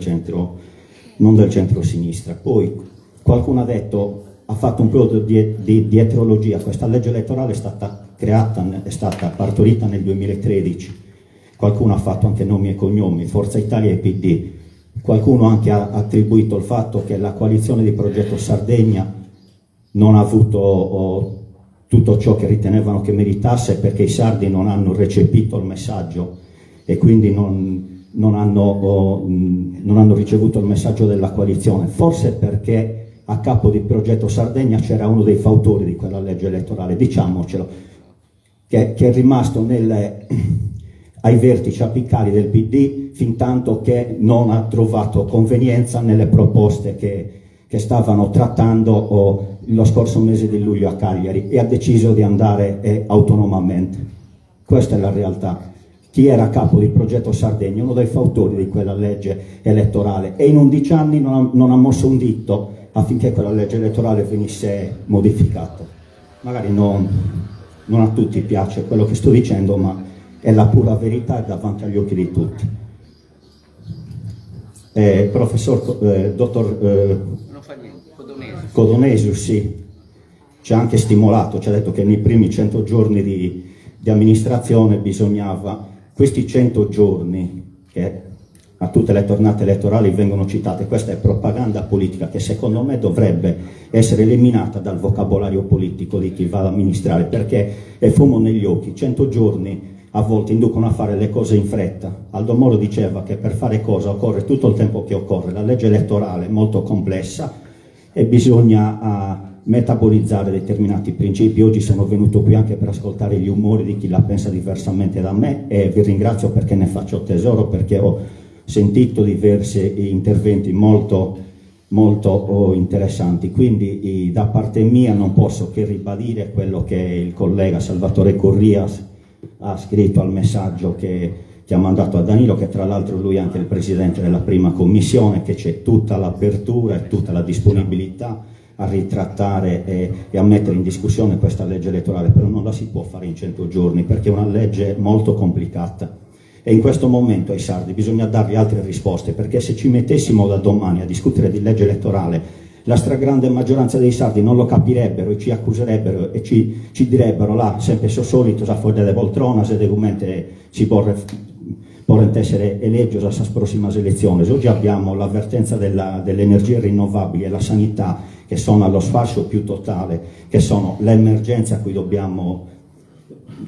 dobbiamo intervenire assolutamente nell'immediato. Poi è logico, la legge elettorale è ciò che in maniera democratica dovrebbe, lo dice la parola stessa, eleggere chi ci amministra, non è di secondaria importanza, però verrà trattata con la dovuta attenzione e con i dovuti approfondimenti. E vi ringrazio per questi incontri perché comunque fungono da stimolo. Io sono venuto qui, come ho detto prima, per ascoltare, farò tesoro di tutto quello che ho sentito oggi da diversi interventi di chi mi ha preceduto. Grazie.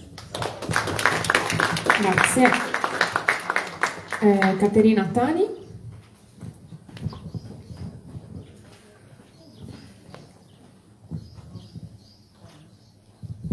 Sì, grazie. Caterina Tani, segretaria di Libero. Sì, io ho accettato, abbiamo accettato l'invito di Sardegna Chiama Sardegna e sono fra quelle che in qualche maniera Danilo ha ricordato nella sua introduzione, che ha avanzato riserve sulla modalità di convocazione di questa giornata, perché gli ho proprio detto: Dani, tutti questi consiglieri regionali invitati insomma a partecipare a questa cosa, corriamo due rischi. Da una parte che non vengono perché non hanno interesse, perché sono la rappresentanza di quelle forze che non hanno nessun interesse a modificare la legge. Gli va benissimo così, non si capisce perché la dovrebbero mettere in discussione. L'altro rischio è che possano esserci tutti a fare la sfilata con magari la stampa appresso che, come uso, come solito, poi daranno, visibilità alle loro promesse, ai loro impegni, insomma, alla fuffa di solito, no? Allora, effettivamente, forse questo rischio non si corre perché non ci sono. Una parte non c'è perché, appunto, ha detto chiaramente: oh, non sono interessata, non ci vado, che cavolo me ne frega, e siccome sono un po' grezzi, non si sono presi neanche la briga di mandare un messaggio e dire: scusate, però siamo interessati. Invece l'altra parte, che ovviamente è pubblicamente sempre più politicamente corretta, non gliene frega lo stesso, non gli interessa lo stesso, ma ha avuto il buon gusto, un po' più educata e meno grezza di altri, di mandare. Io questo credo rispetto alla loro presenza oppure no. Detto questo, l'hanno già ribadito anche altri, io sono qua perché comunque, come già ripetuto, Libero ha già nel 2019 presentato una proposta di legge elettorale. Lo dico non per dire noi una proposta ce l'abbiamo, è la migliore, facciamo questo. Lo dico per dire che su questo argomento ovviamente abbiamo un grande interesse, e questo interesse appunto l'abbiamo già esplicitato nel lontano 2019, subito dopo le precedenti elezioni, pensando che ci fosse tutto il tempo perché le successive andassero magari diversamente. Poi non è andata così, un po' perché dopo che avevamo iniziato già la raccolta delle firme è intervenuto il Covid nel 2020 e quindi per 1 anno e mezzo, 2 abbiamo dovuto interrompere, un po' perché, lo dico senza nessun problema, non solo, non ha avuto grande sostegno in forze politiche che forse avrebbero avuto al contrario l'interesse, essendo di minoranza, a sostenerla una cosa di raccolta firme per una legge elettorale che ovviamente non necessariamente è la migliore, ma incaminosa con sabbarrio, no? Come si dice. Ma questo non è successo, anzi al contrario, forse abbiamo trovato anche qualche ostacolo. Detto questo, però, ci può stare, rispetto al percorso, ci può stare pensare a una ripresa, un approfondimento della discussione su questo tema che sia, coinvolgente. Poi vedremo, insomma, un gruppo di lavoro, un comitato, un coordinamento paritetico, così, insomma, come in qualche maniera l'ha proposto Danilo. Io però sono per partire da alcune cose che comunque già ci accomunano, perché nel frattempo tantissime di noi, tante delle forze politiche che sono qua, anche tanti singoli, tutti abbiamo scritto no? Sull'antidemocraticità della legge, sul fatto che fosse perfetta per sostenere il bipolarismo, insomma analisi, appelli, c'è stato di tutto, di più, e in qualche maniera chi segue questa cosa insomma le avrà anche lette, quindi non mi dilungo certo a fare ora l'analisi del perché anche noi già dal 2019 abbiamo lavorato su questa cosa. Però secondo me dovremmo partire da cose appunto che leggendoci e sentendoci reciprocamente già ci accomunano. E se partendo anche da cose che noi per esempio riteniamo che non passeranno. Nel senso, mi sembra di capire che sullo sbarramento no? non c'è discussione, e questa è una cosa che ci accomuna.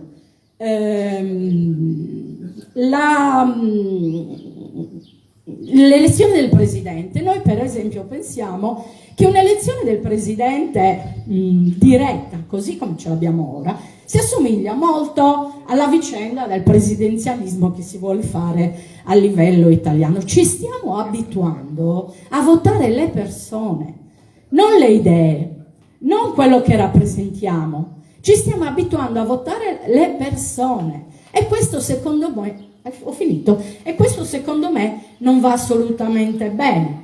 Il voto disgiunto è una roba, mi prendo solo 20 secondi, è una roba per noi insopportabile, no? Che ne dica qualcuno, alle ultime elezioni regionali ha vinto il centrodestra come espressione del voto degli elettori, e invece abbiamo una presidente che dall'altra parte, quindi anche questa cosa, voglio dire, non è esattamente il massimo. Per quanto riguarda il proporzionale, ma tutti saremmo per la legge più proporzionale possibile, ma secondo me bisogna fare dei passi, no?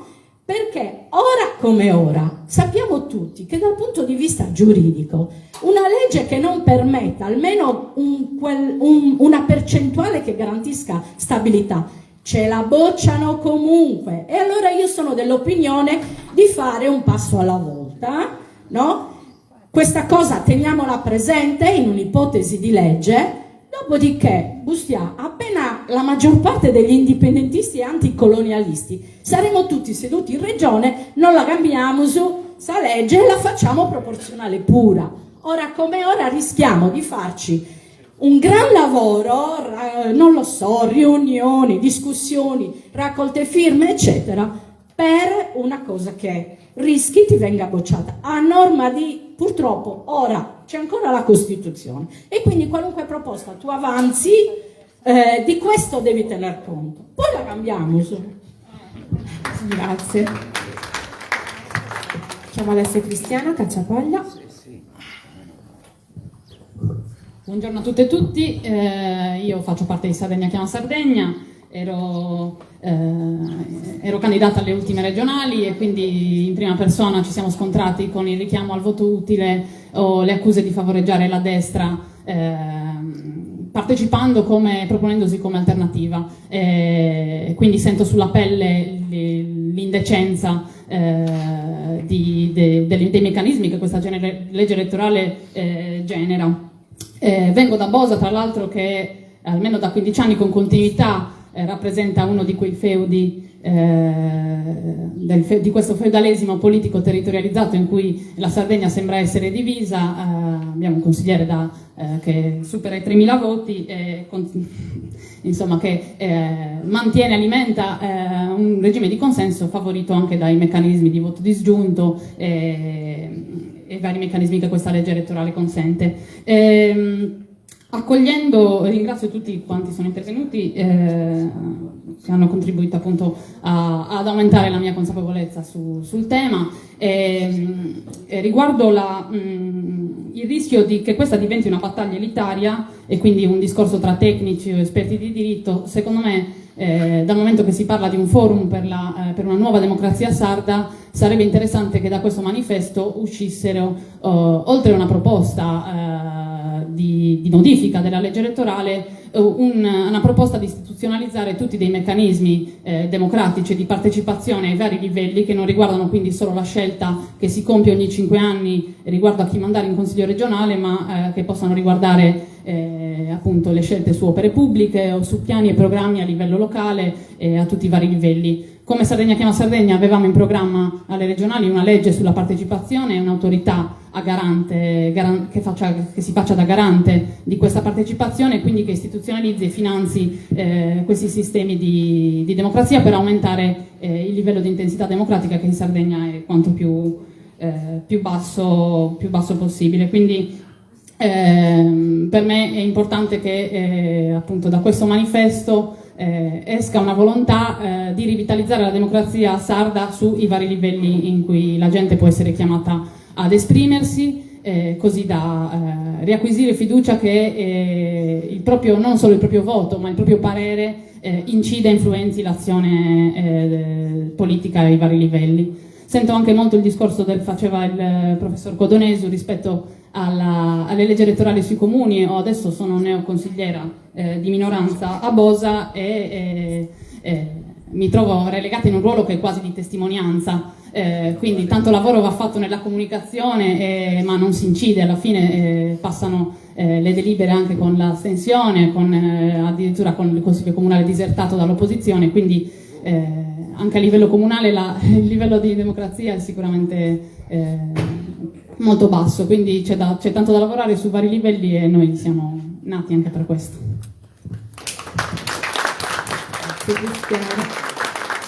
Adesso Alessandro Vinci, che è l'ultima persona che si è prenotata, quindi se qualcuno volesse intervenire.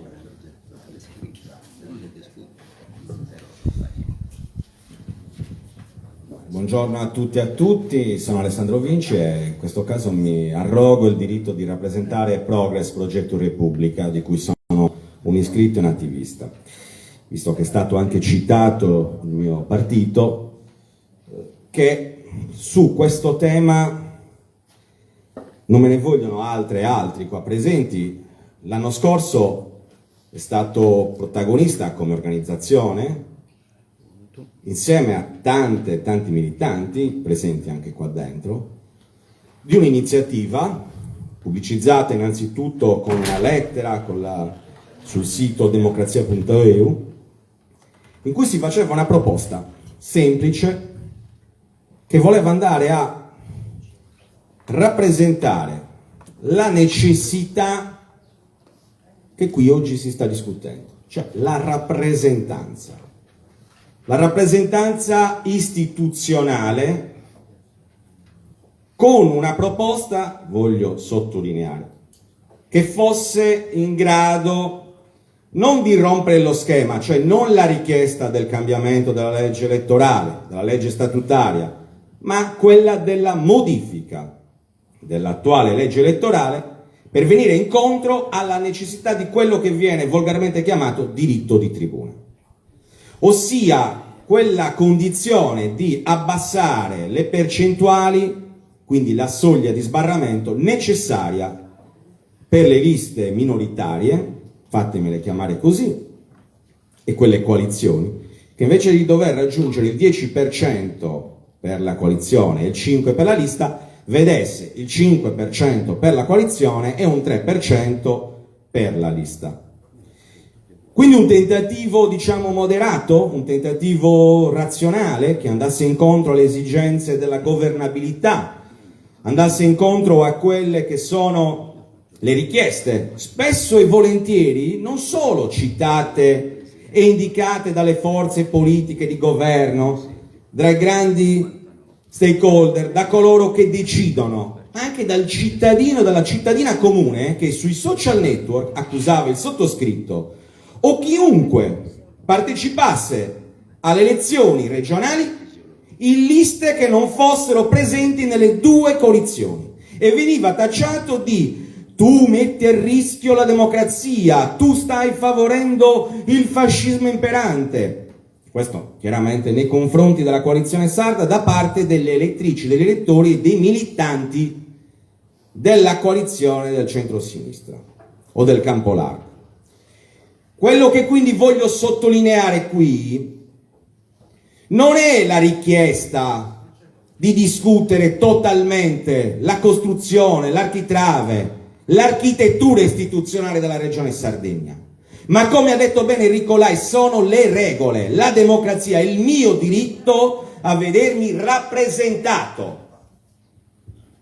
Perché nel momento in cui viene negato quel diritto alla rappresentanza, non solo si va contro un diritto costituzionale, si va contro quel diritto che va a sancire la rottura tra la legge naturale e la legge degli uomini. Cioè si torna allo scontro peggiore, allo scontro sociale. E per citare Hobbes, all'homo hominis lupus. Cioè siamo di nuovo al Leviatano? Siamo quindi a una concezione in cui il sottoscritto o altri non abbiano più il diritto non solo di essere rappresentato, ma anche di poter professare una sua rappresentanza e quindi fare una battaglia politica. Non è il problema l'astensione, non è il problema convincere la mia vicina di casa o il mio collega che io propongo un'idea diversa, è darmi la possibilità, cioè la potenza di poter concorrere a una battaglia democratica. Perché nel momento in cui, soprattutto nelle strutture liberali, viene a mancare questa possibilità, noi poi ci ritroviamo in condizioni diverse. E ci troviamo in condizioni in cui o il cittadino non partecipa più, o in cui abbiamo persone che cambiano totalmente il loro aspetto. Perché se tu non dai a me la possibilità di rappresentare non solo il mio voto, ma quindi il mio diritto anche ad essere contrario, perché c'è un passaggio logico, non posso essere rappresentato, non posso contrastare legalmente e nelle istituzioni ciò che su cui non sono d'accordo, mi poni in una condizione di estromissione dalla società.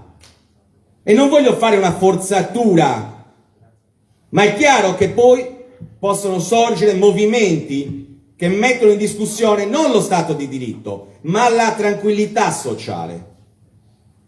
E allora di fronte a queste situazioni abbiamo il dovere civico, non perché stiamo parlando di una trasversalità istituzionale, abbiamo il dovere come donne e uomini di questa terra di legare a questa battaglia, che è una battaglia della rappresentanza, anche lo scontro sociale sui grandi temi.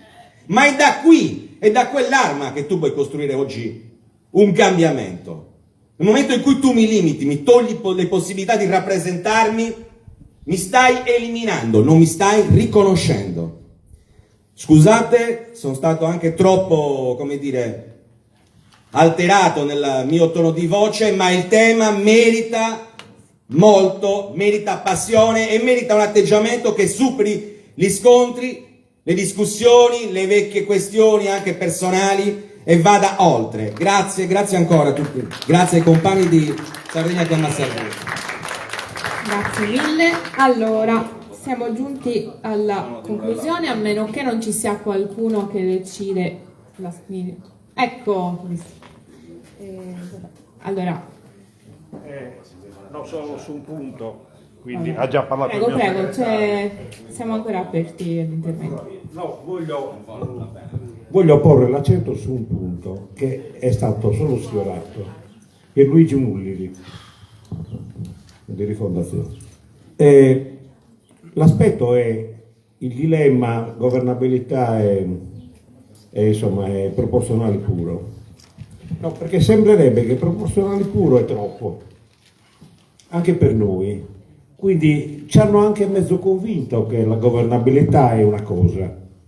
Io ricordo che quando c'erano i governi democristiani, per esempio in Sicilia, alla regione Sicilia faceva il 60-70%, a livelli di Oristano più o meno, senza polemiche, stiamo parlando di Anta. E nonostante avessero la maggioranza bulgara, ogni mese c'era una crisi. Quindi questa storia che, come dire, il bipolarismo o il trilateralismo, insomma, quelle porcate, minchiate, eccetera, eccetera, abbiano comunque, nonostante che siano democratiche, eccetera, eccetera, siamo d'accordo, Però sulla governabilità forse hanno un po' ragione loro. Loro non hanno ragione mai. Perché? Perché poi da questo si suscita un altro discorso, che è quest'altro. Allora, ma dobbiamo eleggere chi noi? I nostri rappresentanti, quelli che ci governano? No, quelli che rappresentano la società. E la società è rappresentata da innumerevoli punti di vista. Invece il governo è una cosa che attiene al fatto che poi dentro le istituzioni che sono parlamentari viene fuori una maggioranza che si crea naturalmente con simili, tra simili. Tanto è vero che sono scoppiati anche loro sui contenitori, per cui volevano mettere d'accordo tutto e il contrario di tutto, e poi ci scoppiava, per cui nella Prima Repubblica c'erano 7 gruppi parlamentari, 7. E con questa Repubblica delle banane, col bipolarismo, Rosatellum, quello che è Mattarellum, insomma, Minchiatellum, sono arrivati a oltre 70, cioè 10 volte tanto. Quindi non è vero, è falso il teorema che il bipolarismo o comunque il premio di maggioranza o comunque altre minchiate simili afferiscano alla governabilità. È falso. Noi dobbiamo intanto toglierci il prosciutto che ci hanno cucito sugli occhi anche a noi. Grazie. Grazie mille. Non vedo mani alzate, quindi io ripasso il microfono a Danilo. Allora, prima 2 comunicazioni di servizio. C'è senza un messaggio articolato, però un interesse da parte dei progressisti e di Alleanza Verdi Sinistra, da parte di in particolare Francesco Agus, Maria Laura Orru e Francesco Muscau di Europa Verde. Poi è arrivato un messaggio che per colpa mia mi sono dimenticato di leggere prima, ma Sinistra Futura, lo leggo per correttezza. Sinistra Futura ritiene che la legge per l'elezione del Presidente del Consiglio regionale della Sardegna debba essere profondamente modificata. L'auspicio sarebbe quello di una legge che consenta a tutte le organizzazioni politiche di chiedere agli elettori il consenso per il proprio programma e per le liste di uomini e donne che si impegnano a realizzarlo. Quindi una legge di impianto proporzionale, che rimette in moto i meccanismi del dialogo, del confronto, della discussione, della prospettiva di costruire una sintesi unitaria il più possibile condivisa. È così che sono state approvate le grandi leggi sul lavoro, sui diritti, sul welfare. La realtà, tuttavia, se non vogliamo limitarci a una pura espressione di volontarismo inefficace, ci presenta una situazione nella quale una legge come quella auspicata ha scarse possibilità di essere approvata.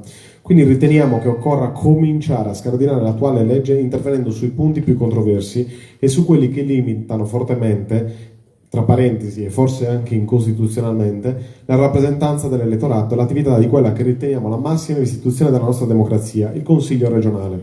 Perciò, in mancanza di un consenso per l'eliminazione delle elezioni dirette del Presidente, e crediamo che in questo Consiglio non ci sia una maggioranza di tal senso, auspichiamo che si tolga allo stesso Presidente il potere di sciogliere l'Assemblea, introducendo qualcosa di simile alla sfiducia costruttiva e facendo così prevalere la continuità del mandato consiliare.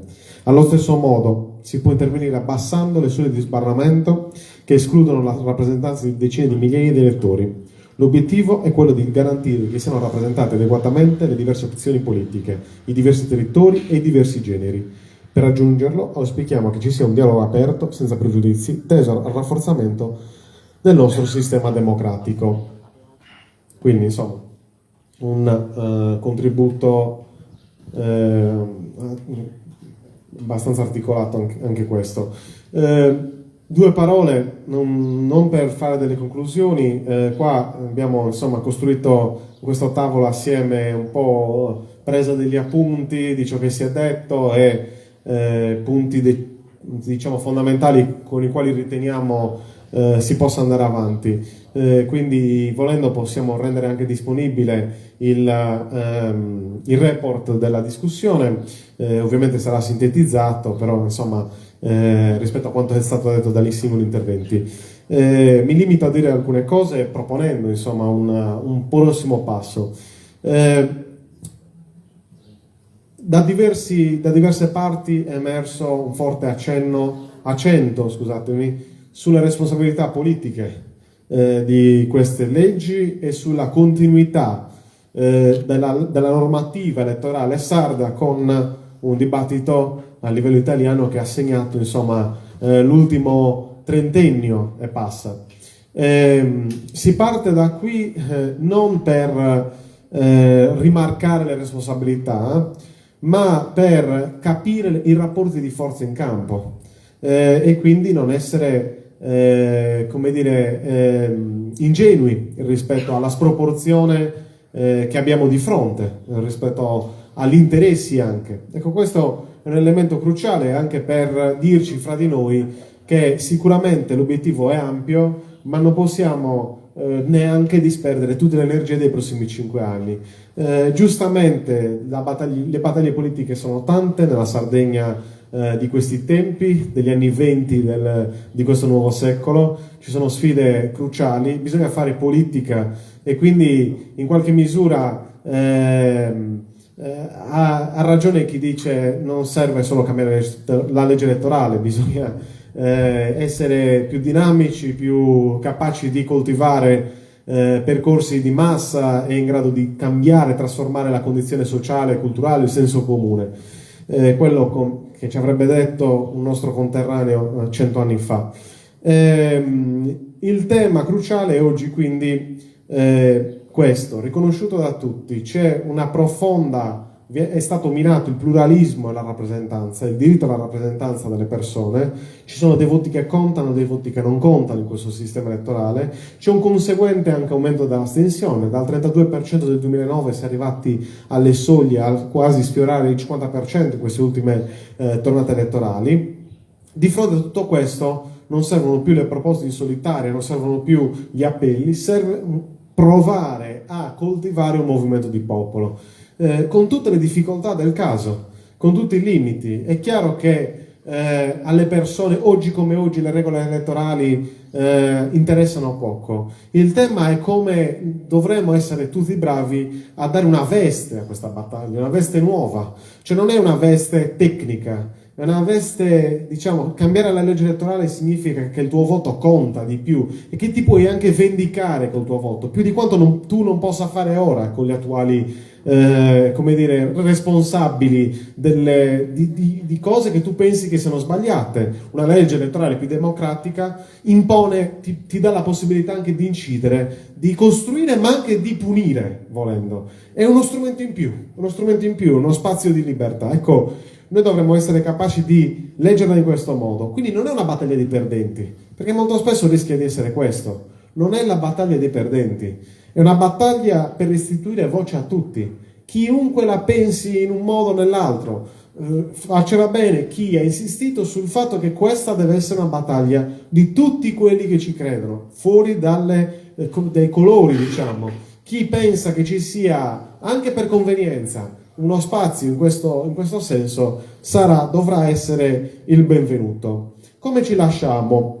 Ci lasciamo in questo modo, innanzitutto proponendovi, magari anche con interlocuzioni successive che svilupperemo noi nei prossimi 2 settimane, costruire un coordinamento aperto anche a nuovi ingressi, un coordinamento, una mailing list in una fase iniziale, che si dia un appuntamento online magari prima della chiusura estiva, prima di agosto insomma, per continuare la discussione e finalizzare alcuni punti, cioè come si parte, ragioniamo più su una proposta di metodo anche, no? E quindi anche conseguente di merito sul come partire con la discussione a settembre. E quindi questa è la proposta. Il secondo elemento è proprio questo, lanciare tutti assieme un percorso congiunto, un percorso che sia firmato e sostenuto da tutte le forze che vogliono starci in maniera paritetica, un grande sforzo di sintesi al quale siamo tutti chiamati per lanciare un percorso congiunto che da un lato coltivi un percorso partecipativo, no? quindi quello che abbiamo detto, quello che più volte è stato espresso, e che in qualche misura, come dire, ecceda anche la dimensione, diciamo, del mero tentativo di cambiare la legge elettorale. C'è chi oggi ha detto che gli interessa poco cambiare la legge elettorale, che serve tanto altro.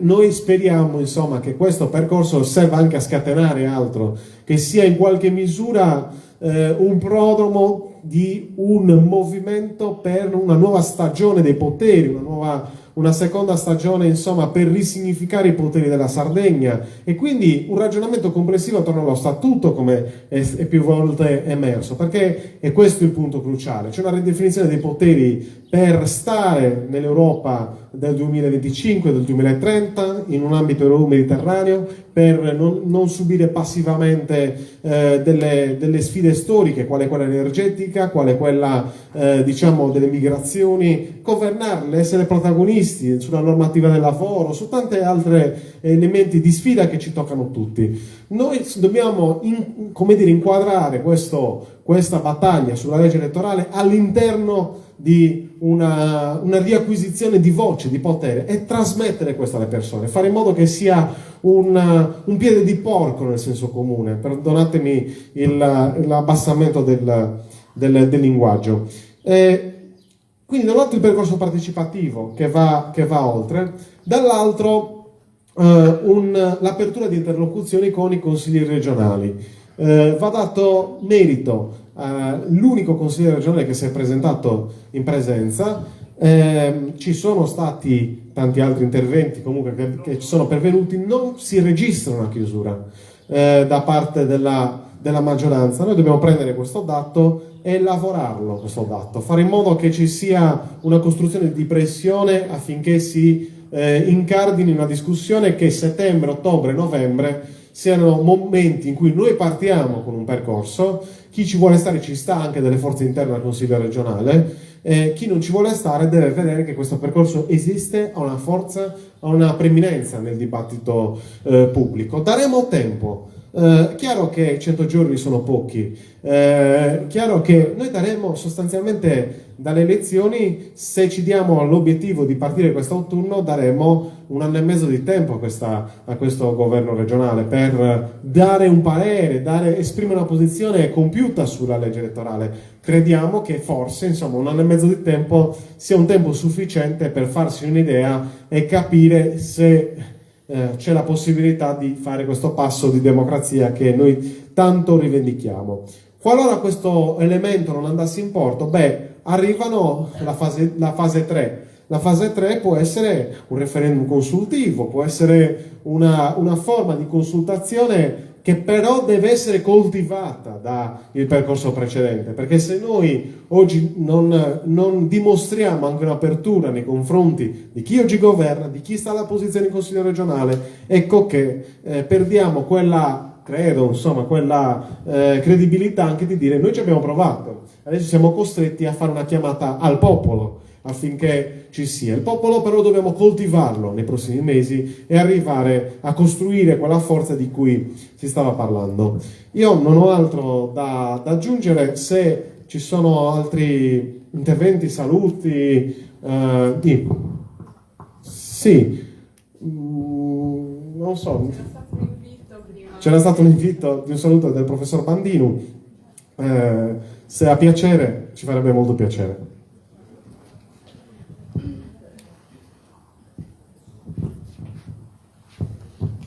Voglio ringraziare e fare a voi tutto e a noi un augurio umano possa resistere di questo boio e per un buon profeta in suo tempo inveniente in Atunzo. Io non ho competenze particolari sulla riforma elettorale, ma arriva a comprendere che 20 missa votos, 50 missa, 80 missa, 100 missa votos hanno diritto di avere una occhio chiara e plena e sull'occhio in cui si decide la politica sarda. Come presidente della Fondazione Sardinia, e vi invito a comprare a leggere questo libro, noi siamo sempre rapiti a questo intento e questo desiderio di discutere di questo arredo. Già nel 1997-98, proprio come fondazione, abbiamo incominciato questo arredo della Costituente, dell'Assemblea Costituente, organizzandola e invitando molti partiti a partecipare e anche organizzando una struttura, in qualche modo. Io mi ricordo che ero vicepresidente di questo gruppo e i partiti sembrava che attendessero una prospettiva di questo tipo, ma poi messi davanti alla conclusione sono scomparsi, si sono diradati.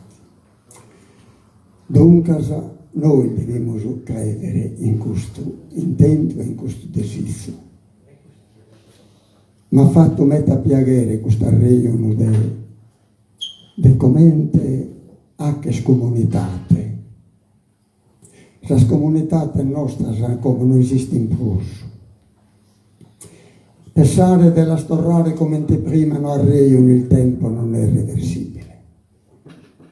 L'arreio non è scomente anche come chi sono spessamentos, chi sono dubbios, chi sono intendimento nostro di attuare la forma del suo tempo nostro di oggi. Commente anche scomunitate. Ma io non penso a un arredo astratto. Commente anche scomunitate vero nella realtà effettuale quotidiana. Non ci credo più nei discorsi generalizzanti. Come fare cultura. Che cosa vuol dire fare cultura? Fare cultura è saper fare le cose. Nessun concetto alto della cultura. La cultura è qualcosa di operativo. È un saper fare le cose. Come nelle nostre comunità iniziare quest'opera di intendimento educativo, tutti noi assieme, ricordando che ciascuno di noi è essenziale. Ciascuno, Federico, Simona, Andrea, Antonietta, sono essenziali per la comunità. Davanti a una scalinata per salire nella collina, ci demoralizziamo perché la scalinata presuppone 1000 gradini. Non ve la chimos. Invece se noi costruiamo un primo gradino, che è poco, un primo gradino, e un secondo, e un terzo, noi costruiamo la scalinata intera. Allora io mi pongo questa inquietudine che anche come fondazione stiamo elaborando, come fare comunità, come organizzare cultura, non partendo da presupposti già organizzati nel senso ideologico, ma da questo concetto di communitas che comprende tutti, dove c'è una logica dialettica di varie presenze, però l'importante è che sorga senza allarme. Quando io ho scritto 14 anni fa Post Indipendenza, non l'ho scritto per gli indipendentisti, d'altro canto tra parentesi male accolto anche lì, ma l'ho scritto per i non indipendentisti, giocando sul termine autodeterminazione che tutti accettavano, partiti di centro, di sinistra, di destra, però davanti alla parola indipendentismo entravano in crisi perché l'indipendentismo è un fantasma che mette in crisi il buon senso comune. Invece se tu parli di autodeterminazione e fai leva sull'orgoglio, ammesso, io non ci credo che il popolo sardo sia un popolo a forte identità, comunque parlando sull'orgoglio costoro accettano il dibattito e lo hanno accettato dicendo condivido molte cose del tuo discorso, da forza che non mi aspettavo mi dichiarassero queste affermazioni. Ecco perché bisogna entrare. Io sono d'accordo che bisogna anche operare all'interno della situazione attuale, diffondere la parola, invitare tutti, chiamare, perché la parola opera, agisce al di là dei nostri intendimenti. Noi non parliamo, non siamo padroni del linguaggio, noi veniamo parlati dal linguaggio. E il linguaggio, diffondendo questo intendimento, in qualche modo opera, si diffonde, qualcosa fa, qualcosa avviene e diviene. Naturalmente senza illusioni, diceva bene Massimo D'Adea, chi ha il potere non lo molla. Però anche questo serve in funzione poi di un operare nostro più autenticamente popolare e appunto di una elaborazione culturale diffusa. Però anche quello serve, in qualche modo le strade non si contraddicono, tutte e due sono positive. E dunque operiamo, ma ricordando sempre, siccome io sono deluso da tutti i discorsi teorici, ricordando che tutto deve tradursi in un corpo materiale, in una corporeità operativa, in un essere assieme a parlarne, a discutere, a fare, proponendo piccole cose e altre piccole cose e creando una tessitura. Bando ai discorsi generali. Quando diciamo ma i sardi dovrebbero, nel momento in cui io sto dicendo i sardi dovrebbero, io non ci sono fuori. I sardi, come se fosse una terza identità. No, io che faccio? E il mio compagno, il mio amico, il mio fratello, che fa con me? Ecco, questa tessitura può salvarci. Grazie.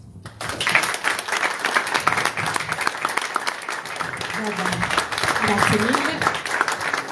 Direi che come chiusura può andare.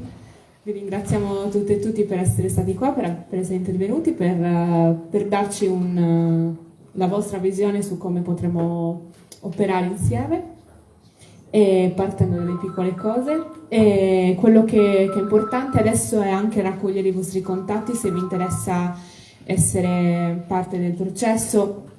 Quindi insomma potete avvicinarvi dopo al banchetto e prendere un po', cioè dare la vostra mail, cercheremo di creare una mailing list, insomma condivideremo il report di oggi e poi insomma ci riaggiorneremo via via sui prossimi passi da svolgere. E nulla, grazie a tutte e facciamoci un applauso. Buona domenica.